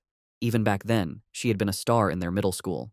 A flashback showed a younger Qi Yin confidently introducing herself to the class, declaring her dream was to join the Divine Guild and become a divine priest. Bai Yi remembered her as a confident, optimistic, and kind girl. Despite coming from a powerful family, she was always friendly and served responsibly as their class president. He had lost track of her later in his past life and assumed she lived an ordinary life, but in this timeline, he knew one thing for sure: she was someone he could trust. With this reliable ally by his side, Bai Yi felt confident he could pass the assessment while still hiding the true extent of his powers. However, Xiling, watching from the sidelines, scoffed at their new teamwork. He sneered, thinking they were fools to believe they could handle the beast, pointing out that the vine wall wouldn't hold it for more than a few seconds. Real combat wasn't won on confidence alone, he thought angrily, convinced that with their little strength, they had no chance against the enhanced D-class monster he had unleashed. With a cruel smirk, Xiling decided to wait. He would let them struggle and fail, and only when they were desperate enough to beg for his help would he step in. At that moment, he would teach them a harsh lesson about respecting their elders. Just as this thought crossed his mind, the twin-headed lion let out a final, earth-shaking roar and, with a massive surge of power, completely shattered the vines that were holding it. With the enraged beast now free, Bai Yi quickly made a plan. He told Qi Yin he would lure the lion, identifying it as a nuclear type, and told her to watch for the perfect moment to strike. Qi Yin immediately understood. With a shout, they split apart, baiting the fiery lion into a reckless charge. Bai Yi knew that since he had been the one to injure it, the beast's anger would be focused entirely on him. He deliberately led the enraged creature toward a large body of water at the edge of the cavern. Without hesitation, he dove in, and the lion, blinded by its fury, plunged in right after him. Underwater, Bai Yi used his incredible speed to move around the now clumsy, waterlogged beast. Finding the perfect opening as the lion struggled in the unfamiliar environment, he shouted to Qi Yin that now was the time. Responding instantly to his signal, Qi Yin cast her Vine Wall spell. Just as the lion emerged from the water, the soaking wet beast, its fiery aura gone, was completely trapped by the thorny vines. It roared in frustration, but its power was clearly reduced. With a fierce look of concentration, Qi Yin commanded the vines to constrict. The plan worked perfectly. The water had neutralized the lion's fiery abilities and disrupted its nuclear core. System notifications confirmed that its berserk and nuclear states had failed, leaving it poisoned and unable to struggle free. As Bai Yi emerged from the water and landed on the shore beside her, he confidently held his large blade ready. He declared that the beast could no longer escape, and it was time for them to end the test and claim the highest score. From his hiding spot, Xiling watched the scene, his face full of disbelief. He couldn't understand how a single layer of vines had trapped the powerful lion, especially since he would have struggled against the beast himself, and he had even enhanced its power. He could only stare and curse in frustration. Meanwhile, back in the viewing room, the teachers and staff were analyzing the brilliant strategy. One instructor explained the simple logic. Luring the nuclear-type lion into the water nullified its core skills, while strengthening Qi Yin's flower-type abilities. Bai Yi's teacher praised him for his excellent reactions and leadership, noting how he used basic elemental counters and teamwork to defeat a much stronger monster. The staff concluded that the top spot was now decided. Only the final blow remained. They excitedly discussed that once the footage was submitted to the guild, Bai Yi had a real chance of getting the highest score in the Academy's history. But just as they awaited the final strike, the live feed suddenly went black. The viewers were left confused, wondering why the broadcast would stop at such a crucial moment. Back in the dungeon, the reason was clear. The recording drone lay shattered and smoking on the ground. Xiling stood nearby, a cruel smirk on his face and a glowing energy bow in his hand. He thought that without video evidence, Bai Yi could forget about getting the highest score. With the threat eliminated, a system notification confirmed their victory over the level 11 D-class beast, awarding them 100 experience points. Bai Yi complimented Qi Yin, telling her it was thanks to her abilities. She modestly replied she only succeeded because she followed his instructions. However, Bai Yi corrected her, explaining it was her own dedicated training that had built up enough elemental resistance, which let her use a single skill so powerfully. Qi Yin looked at him, puzzled, repeating elemental resistance, as if hearing it for the first time. Just then, a disgruntled Xiling emerged from hiding. He condescendingly told them that now that the boss was defeated, they could save their chatting for outside. Bai Yi and Qi Yin simply turned to face him with cold, unimpressed stares. Ziling told them that he had enough of their supervisor's games. Bai Yi coldly confronted Ziling, asking if he knew the grave danger he put them in by setting an enhanced D-class monster on new students. Ziling, turning away, tried to deflect blame, claiming he intended to buff Qi Yin, but she had dodged. Bai Yi immediately cut him off, stating his skills must be pathetic if he couldn't even aim properly. With a piercing glare, Bai Yi questioned how he could call himself an archer with such poor aim. Qi Yin, now equally angry, joined in, remarking it was no wonder he couldn't get into the ultimate school team. Furious at their insults, Ziling spun around, his energy bow flaring as he asked what they had just said. Without flinching, Bai Yi stepped in front of Qi Yin, ready to block any attack. Overwhelmed by their defiance, Ziling's anger seemed to deflate into resentment. He slowly lowered his hand, muttering that the road ahead was long. Turning his back, he gave a final threat, telling them to just wait before storming off towards the dungeon's exit. After he was gone, Bai Yi and Qi Yin walked over to the wrecked drone Ziling had destroyed. Qi Yin, fuming, commented on their senior's terrible personality. She then noticed Bai Yi examining the broken machine and asked what he was doing. Bai Yi explained their supervisor had destroyed the camera to stop them from getting a high score. Since no one could see them, Ziling would have to leave and get a new drone. Bai Yi then pointed out that everyone else was far away in their own dungeons, which gave them plenty of time. With a small, calculating smile, Bai Yi remarked that Ziling had actually done them a favor. He now had the perfect chance to do the rest of the things he had planned. Qi Yin could only stare at him with wide-eyed confusion, asking what he meant and what he was planning to do. Bai Yi led Qi Yin back to the central cavern, stopping in front of the massive, pulsing red seal that held the dungeon's strongest monsters. Turning to her, he asked if she could promise to keep what was about to happen a secret, adding with a smile that no one would believe her anyway. Qi Yin, confused and alarmed, stammered as she asked what he was planning. The scene then flashed back to the alleyway confrontation between Bai Yi and Hong Qiansheng. Bai Yi's deal was revealed. In exchange for helping him get stronger, Hong had to give him the unsealing demon stone that his uncle, the dean, had. Back in the present, Bai Yi held that very stone, a shimmering crystal with glowing runes. He then revealed his true, audacious goal. He was going to use the stone to completely unseal the Spirit Jade dungeon. He placed the crystal on the central altar, and a powerful, dark red energy immediately began to swirl around him. Qi Yin panicked, screaming that he couldn't do that. She reminded him it was a D-class dungeon, and if he broke the seal, all the high-level monsters would be released at once. As the dark energy intensified, threatening to shatter the seal, Bai Yi calmly told her not to worry, explaining the monster's power would still be partly suppressed by the seal's remaining energy. Qi Yin was not convinced, arguing that even so, there was no way the two of them could handle that many D-class monsters. "It won't take two people," Bai Yi stated calmly. As he spoke, a red string bracelet on his wrist began to glow, and a powerful fiery aura erupted around him. Qi Yin could only stare, stammering in utter shock as she witnessed the impossible. Bai Yi stood before her, no longer a warrior, but a mage, holding a glowing staff and surrounded by magical energy.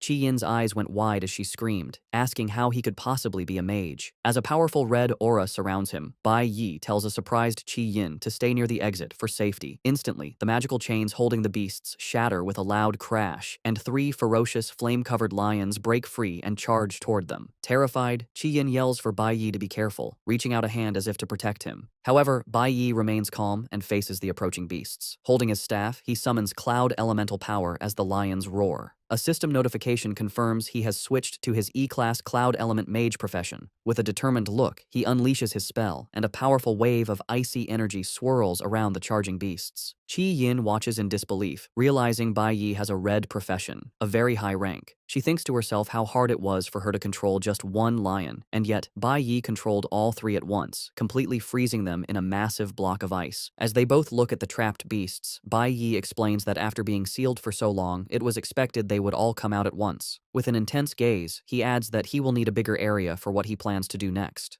Understanding her role, Qi Yin clenches her fists and agrees to Bai Yi's plan, quickly retreating to a safe distance. From the broken seal, a new wave of fiery, panther-like beasts emerges, their paws thundering across the ground as they charge forward with glowing red eyes. A much larger and more intimidating monster, a D-class fierce flame leopard, appears and towers over Bai Yi. Bai Yi confronts the beast head-on. He assesses the situation, noting that while the monsters are D-class, their strength has been cut in half from being sealed for so long.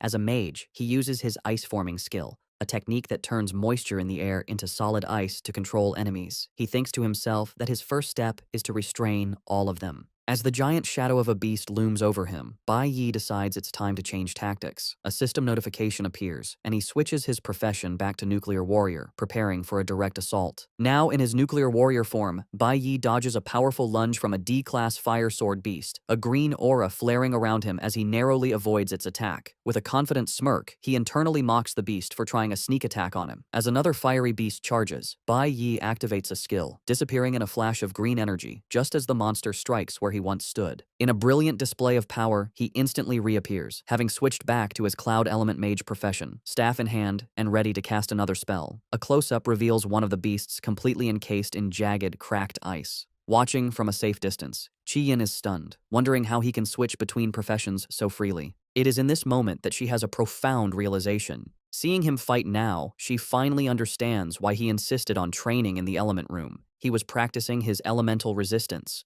She reflects on her own magic, realizing she used to believe strength came from raw power and casting spells often.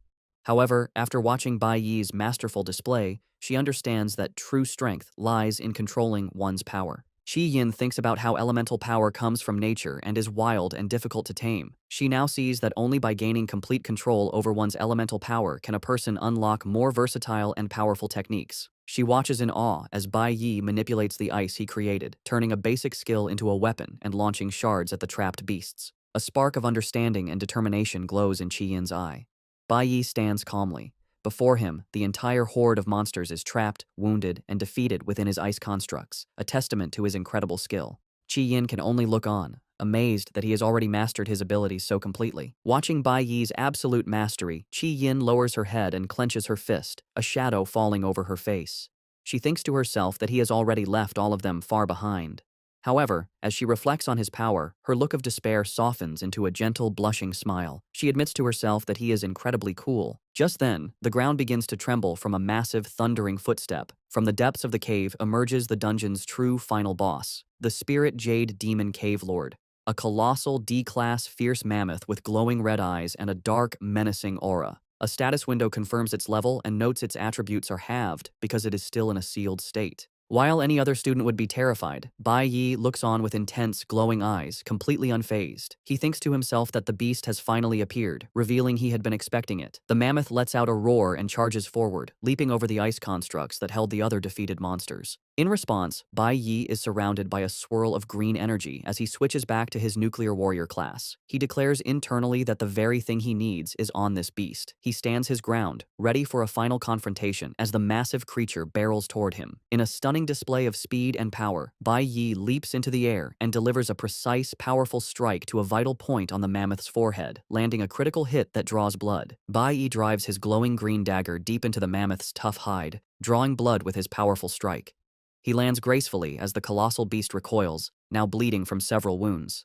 With a grim expression and blood on his face, Bai Yi internally notes that this sealed level 15 mammoth is weaker than the level 10 monkey boss he fought before. Roaring in pain, the wounded mammoth thrashes its massive head and charges at Bai Yi in a blind fury, its powerful stomp cracking the ground beneath it. Undeterred, Bai Yi moves with incredible speed, unleashing a relentless series of attacks and landing multiple critical hits on the beast's vital points. Overwhelmed by the assault, the mammoth finally stumbles, its massive body beginning to fall. Sensing victory, a new power awakens within Bai Yi. His eye begins to glow with a brilliant golden light, and he is suddenly surrounded by a powerful fiery aura.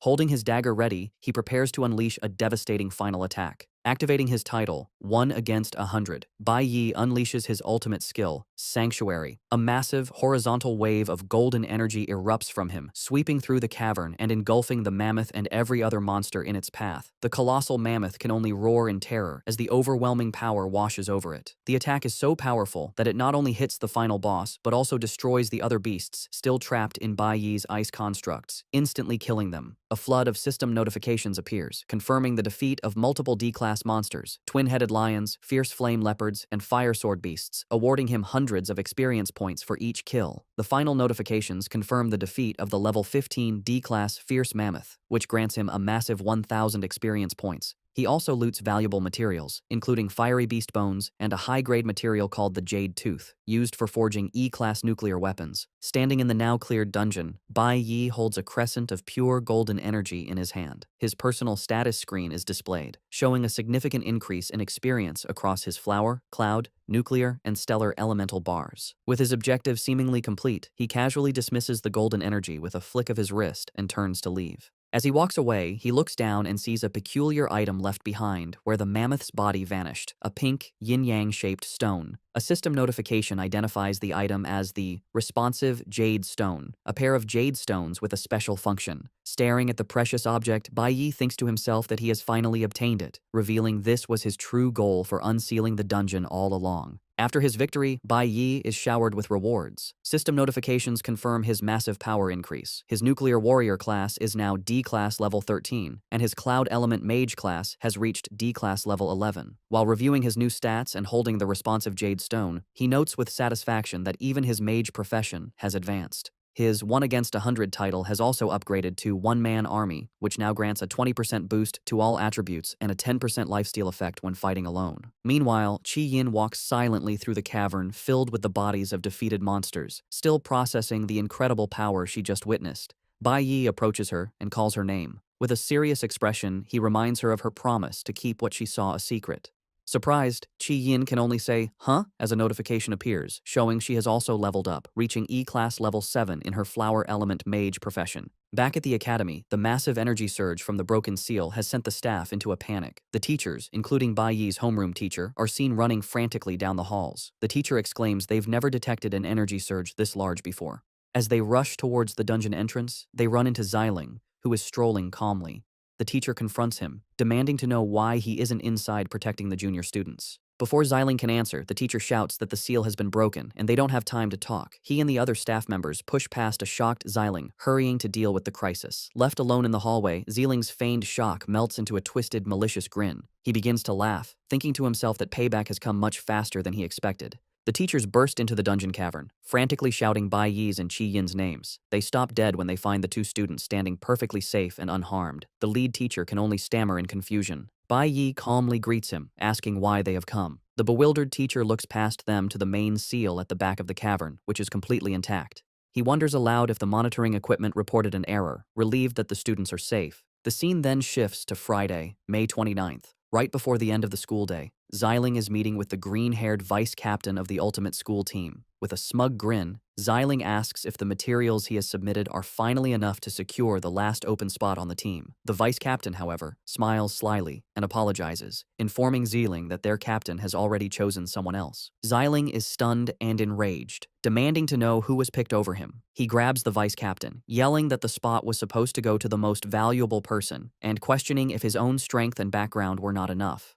Just then, a woman's voice from the doorway states that they have already found the most valuable person. A confident woman with brown hair, the captain of the team, enters the room with a smirk. A status window identifies her as Ling Yue, a golden lightning assassin of an unknown level. She comments that the student named Bai Yi is very interesting, revealing that he is the one who has captured her attention and earned the spot. The story shifts to Friday evening, May 29th, at an outdoor noodle stand. Inspector Chen Jinwu is sitting with Bai Yi's father, Bai Lingsheng. Chen Jinwu, smoking, warns Lingsheng not to cause any more trouble, reminding him he went to great lengths to get him released from prison early. While eating his noodles, Lingsheng casually confirms he understands, though his expression quickly darkens into a resentful glare when the inspector isn't looking. Chen Jinwu leans in, informing Lingsheng that he has heard Dean Hongliang will be arriving next Friday, and asks if he understands what that means. Lingsheng simply tells him to relax.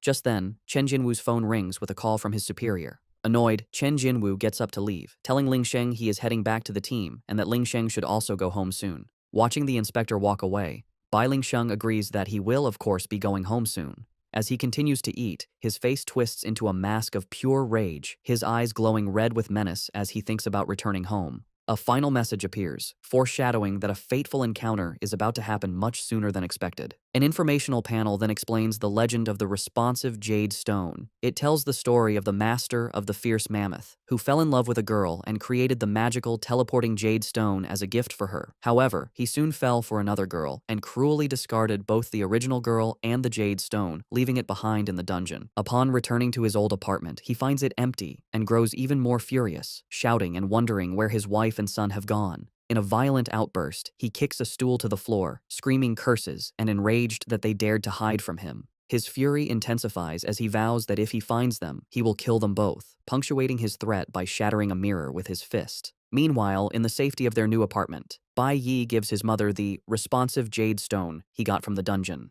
He gives her one of the stones, set in a necklace, telling her she should always wear it. With a reassuring smile, he shows her that he has the other, identical stone. Bai Yi explains the stone's power. If she is ever in danger, she just needs to crush the stone, and he will sense it, allowing him to instantly come to her side. Taking her hands, he confesses he couldn't feel at ease leaving her alone without this safety measure. As his mother holds the necklace, Bai Yi reflects sadly on how she has never received jewelry or the simple joys a woman should have. His mother, concerned for him, gently suggests that he shouldn't spend his weekend just looking after her. She encourages him to go out and have fun with friends his age. Bai Yi smiles and tells her not to worry, saying he has no need for that. His answer doesn't reassure her. Instead, she looks worried and insists that everyone needs friends and important people in their life. Her words make him pause and fall silent. He turns away, pondering her question about important people. His thoughts drift to his past life, and a vision of his old Divine Core teammates, Ling Yue, Han Xiaoling, and Lucian, appears in his mind.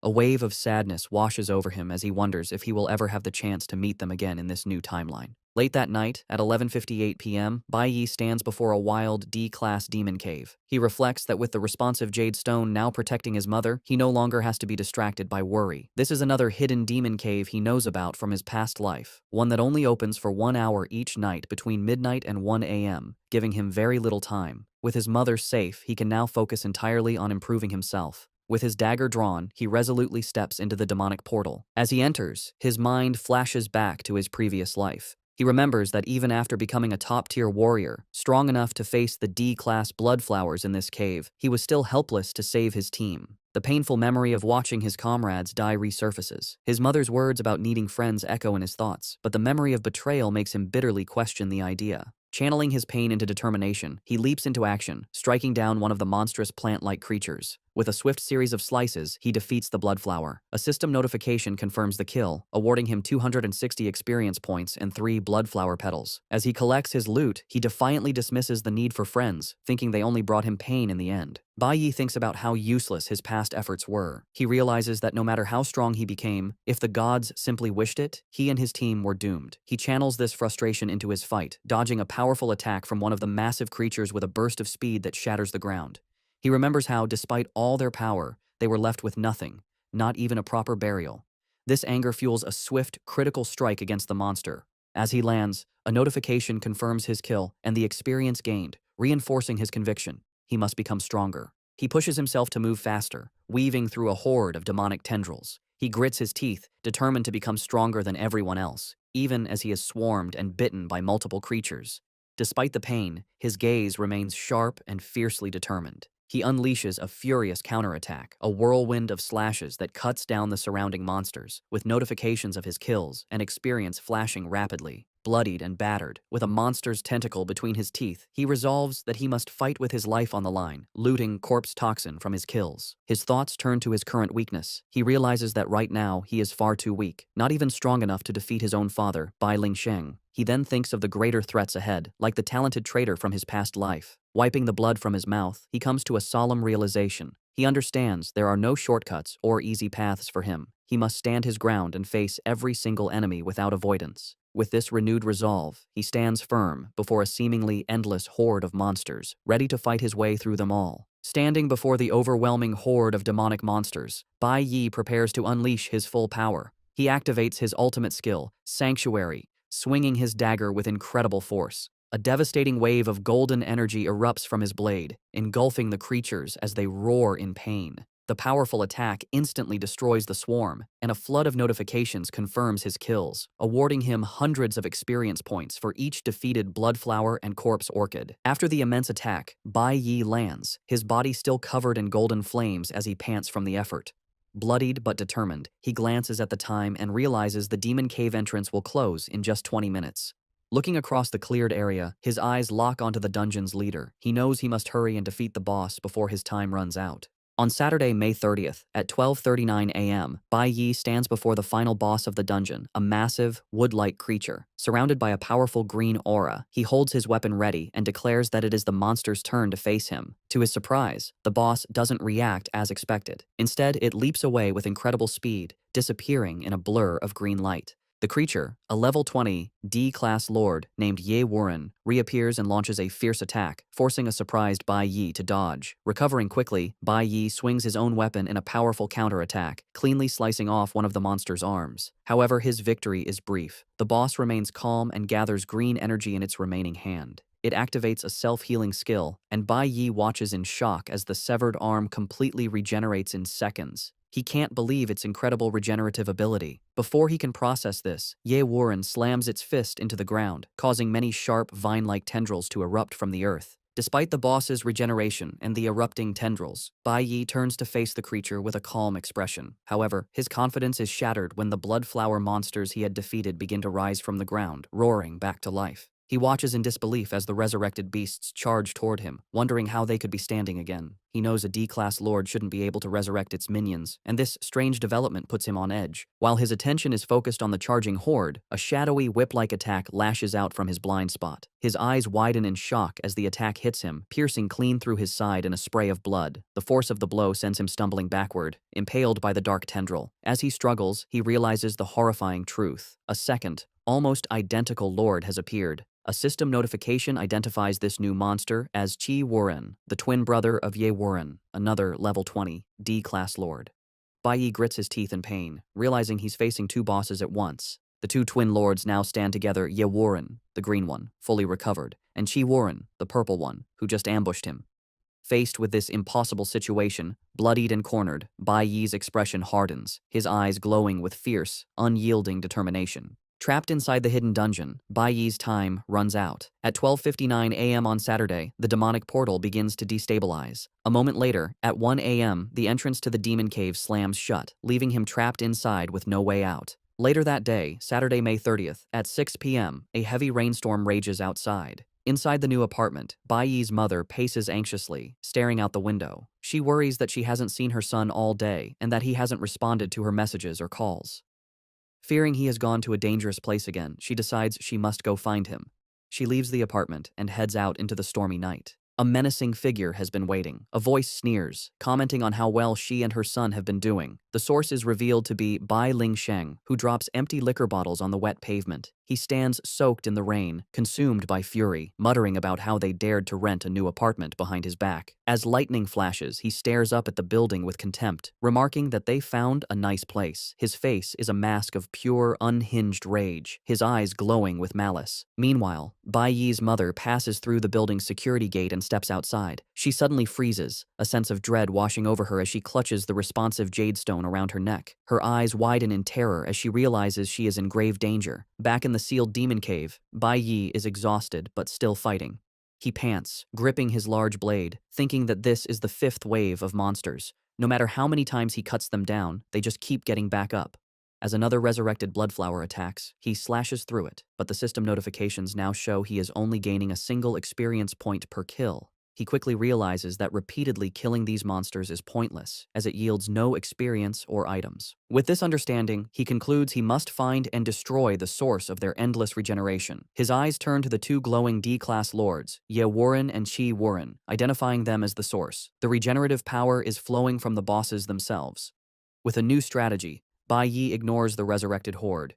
He becomes a blur of motion, speeding past the lesser monsters and charging directly at one of the twin lords, Chi Warren, to end the battle. With intense focus, Bai Yi zeroes in on his target. He lunges and drives his blade deep into Chi Warren's body, landing several powerful stabs that cause the monster to crack and shatter. However, his attack is useless. He watches as the Lord's wounds seal up and its body regenerates completely in a flash of green light. He realizes the problem. The other twin lord, Ye Warren, is channeling a healing ability, constantly restoring its brother. Bai Yi recalls that the other twin also healed instantly, even after he cut off its head. He notes how overpowered this ability is, beyond what even an S-class healer could achieve. This makes him wonder what the source of their power is, questioning if they are drawing healing power from a hidden source. Before he can think further, one of the lords vanishes and reappears beside him to strike. Using his combat experience, Bai Yi perfectly blocks the punch with the parry skill, nullifying the damage. He immediately follows with a powerful counterattack, slashing upwards. As he lands the counter, Bai Yi notices something strange. The boss has begun to learn and copy his own combat moves. After his counterattack, Bai Yi faces one of the twin lords, Ye Wuren.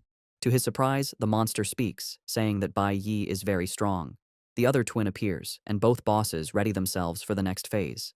However, Bai Yi's expression changes. He has noticed something crucial, his gaze fixed beyond the bosses, and thinks to himself that he has finally found it. A confident smirk spreads across his face as his weapon glows. He realizes that in a flower-type demon cave like this, the massive trees are the energy center. Ignoring the boss, he rushes towards one of the large, glowing trees in the background. As he passes the surprised boss, he swiftly slices off its arm. He now understands the boss's incredible healing is only possible because of the power from these trees. The boss looks in shock at its severed limb, which for the first time is not regenerating, and cries out in disbelief. Bai Yi's new strategy is clear. He must cut the boss's connection to their power source by cutting down the enchanted trees. He unleashes a powerful slash that cuts through a massive trunk. Bai Yi knows that once their power source is gone, he will finally be able to kill them. With his new strategy clear, Bai Yi rushes past the twin lords, Ye Wuren and Qi Wuren, heading for the enchanted trees that are their power source.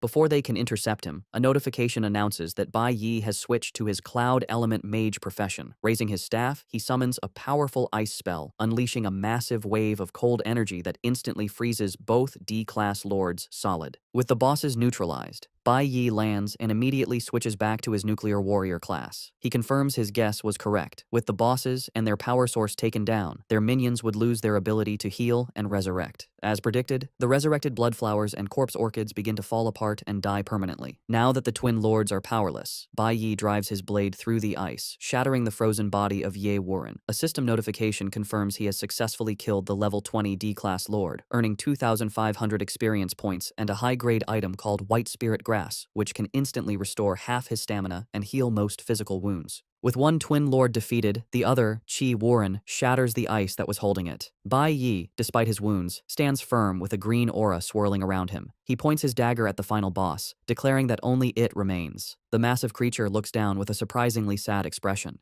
Surrounded by flames, Qi Wuren makes an unexpected request, pleading for Bai Yi to kill it. Bai Yi is surprised, thinking he has never met a lord like this before. He realizes that with its brother gone, the creature no longer wants to live alone. Respecting its final wish, Bai Yi decides to grant the request. He leaps forward with incredible speed and, with a single powerful strike, slices the D-class lord clean in half. As the monster dies, a notification confirms he has successfully killed the level 20 lord, Qi Wuren, and gained another 2,500 experience points. He also obtains a high-grade material called a poison thorn, which is needed for forging a powerful S-class flower-type weapon. Holding the purple item, Bai Yi lets out a breath of relief. His efforts are rewarded as a final notification announces that his nuclear warrior class has advanced to D-class, level 15. After defeating the twin bosses, a notification confirms that Bai Yi's cloud element mage class has also advanced to D-class, level 13. With the final boss dead, the red entrance to the demon cave reopens, allowing him to leave. However, before he can exit, a new status screen appears, showing his flower element bar is now completely full. This triggers another awakening. Bai Yi looks surprised, realizing his flower element is maxed out. Surrounded by a swirl of glowing green energy and colorful petals, he wonders what kind of profession he will awaken this time.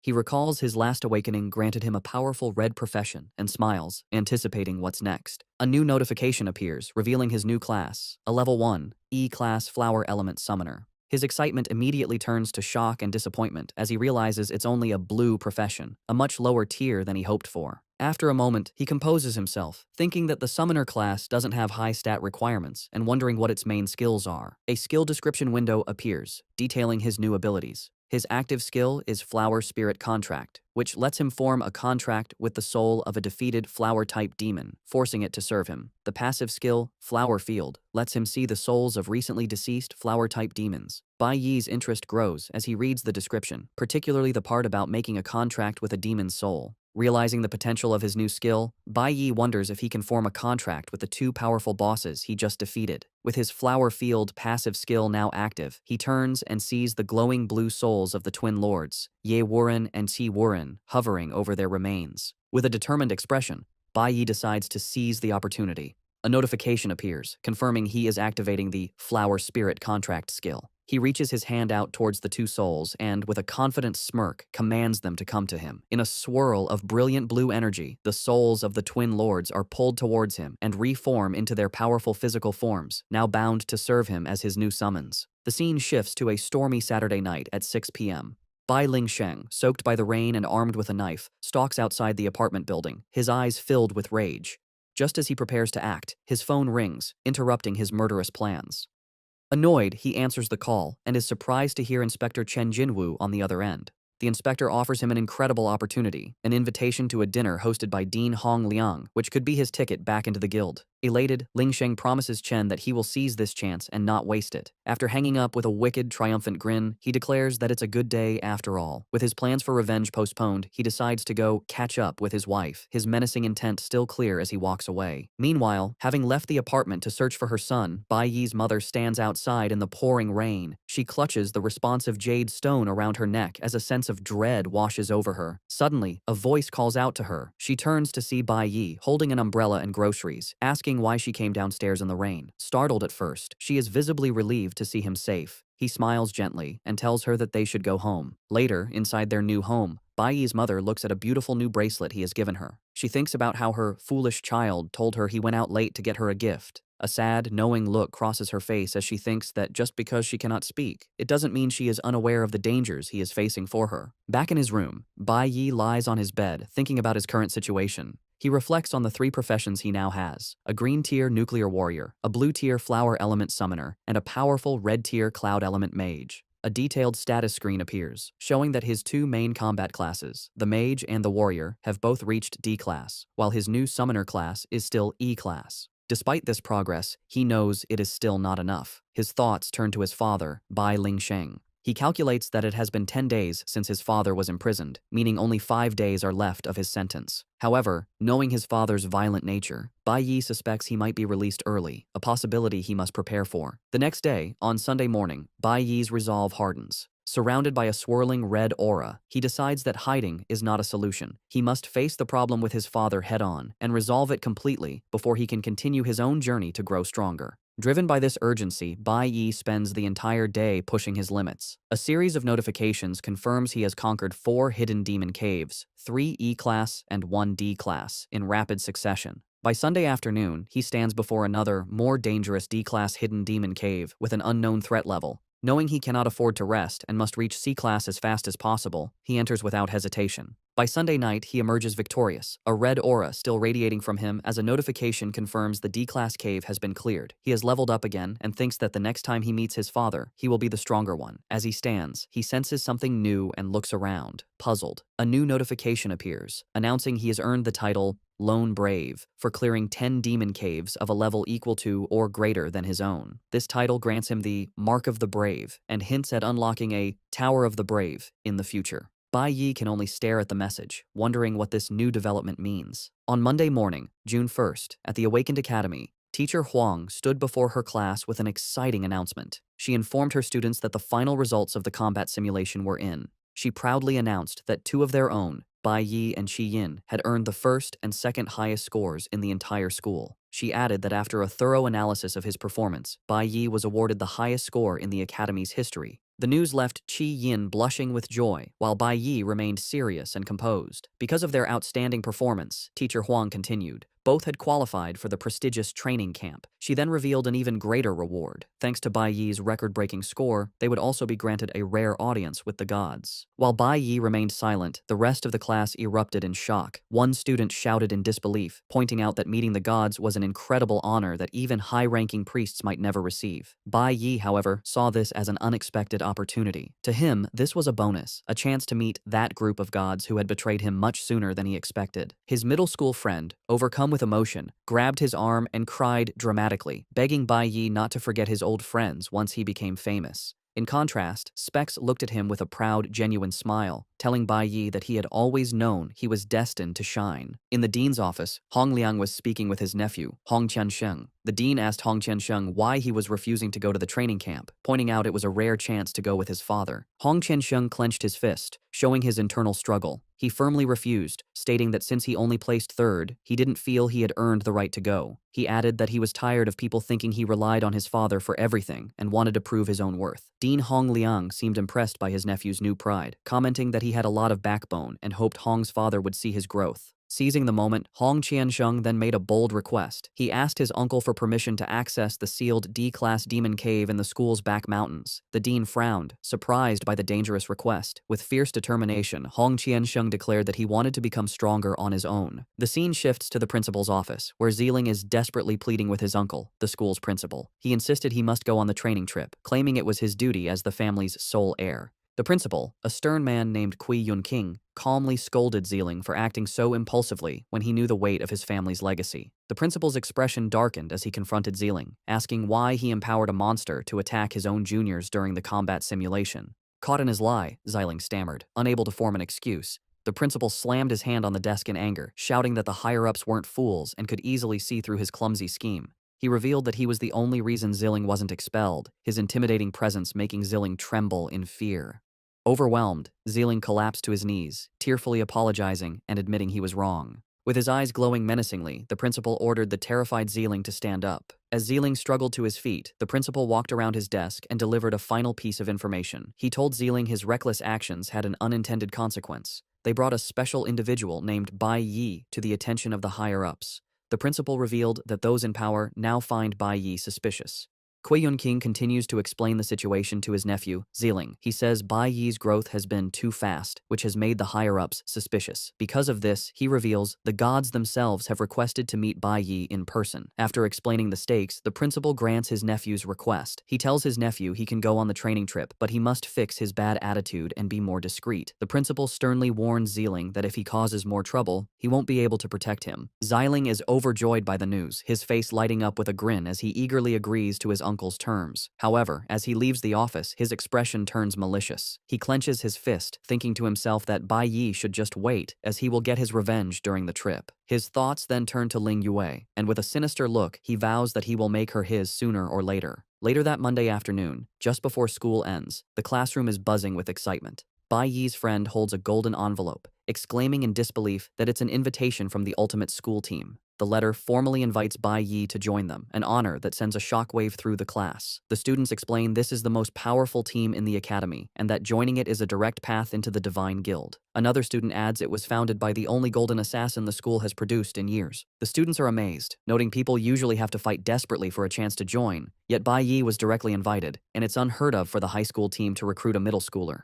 Overwhelmed by his friend's incredible success, Bai Yi's friend bursts into tears again, wailing about how outstanding Bai Yi is. Amid the chaos, Bai Yi calmly walked over and took the golden invitation from his emotional friend. To the absolute shock of everyone in the room, he then walked to a nearby trash can and casually dropped the invitation inside. His friend and the other students shouted in disbelief, asking if he was a fool for rejecting such a prestigious invitation. Unfazed by their outrage, Bai Yi simply said he was leaving and walked out of the classroom, leaving his classmates, including Specs, completely stunned and silent. Later, his friend crouched by the trash can, staring at the discarded letter and regretting the great opportunity that was wasted. However, Specs approached him with a knowing expression, asking if he really didn't understand Bai Yi by now. With quiet confidence, Specs explained that the Bai Yi of today doesn't join others. He is someone who will only ever be a leader. After leaving the classroom, Bai Yi makes his way to the secluded back mountain of the school. He thinks that now that he has permission to access the D-class demon cave, the area will be deserted at night, providing the perfect private training ground. It is then revealed that Hong Qiansheng is already there waiting for him, surrounded by a determined red aura. Bai Yi simply tells him it's time to go in. As Bai Yi begins to warn Hong that a D-class dungeon might be too difficult, Hong angrily cuts him off, shouting to stop with the nonsense and insisting he will not be a burden. Bai Yi internally recalls their deal. He had promised to teach Hong combat skills and a way to get stronger quickly, and in return, Hong had to get him access to the school's demon caves. He is surprised that Hong managed to get permission for all of the D-class dungeons. Inside the cave, the difference in their abilities is immediately clear. Bai Yi is effortlessly slicing through a massive, dragon-like beast, while Hong is quickly knocked to the ground by a monster's attack, cursing in frustration. Standing over another defeated creature with a green aura, Bai Yi casually asks the struggling Hong if he needs any help. Full of pride, Hong furiously shouts back at him to get lost, insisting he can handle it himself. The intensive training in the school's D-class demon cave continues. Hong Qiansheng, fueled by determination, leaps in to battle against the monstrous creatures. Meanwhile, Bai Yi reflects on his progress.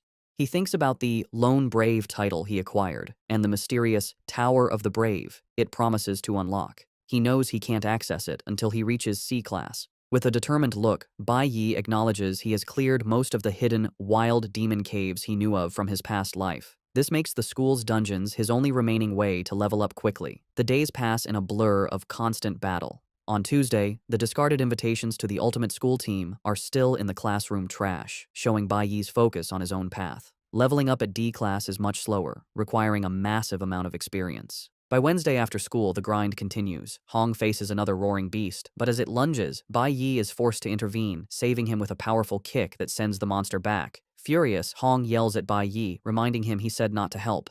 Bai Yi calmly replies that Hong would have been killed if he hadn't. Despite the friction, Bai Yi is satisfied, noting the experience they have gathered should be enough for his plans. By Thursday after school, the relentless training pays off. Hong Qiansheng emerges from the demon cave, cheering. He exclaims that he has finally reached D-class on his own, declaring it's far more thrilling than being escorted by his family's bodyguards. Moments later, Bai Yi exits as well, looking calm.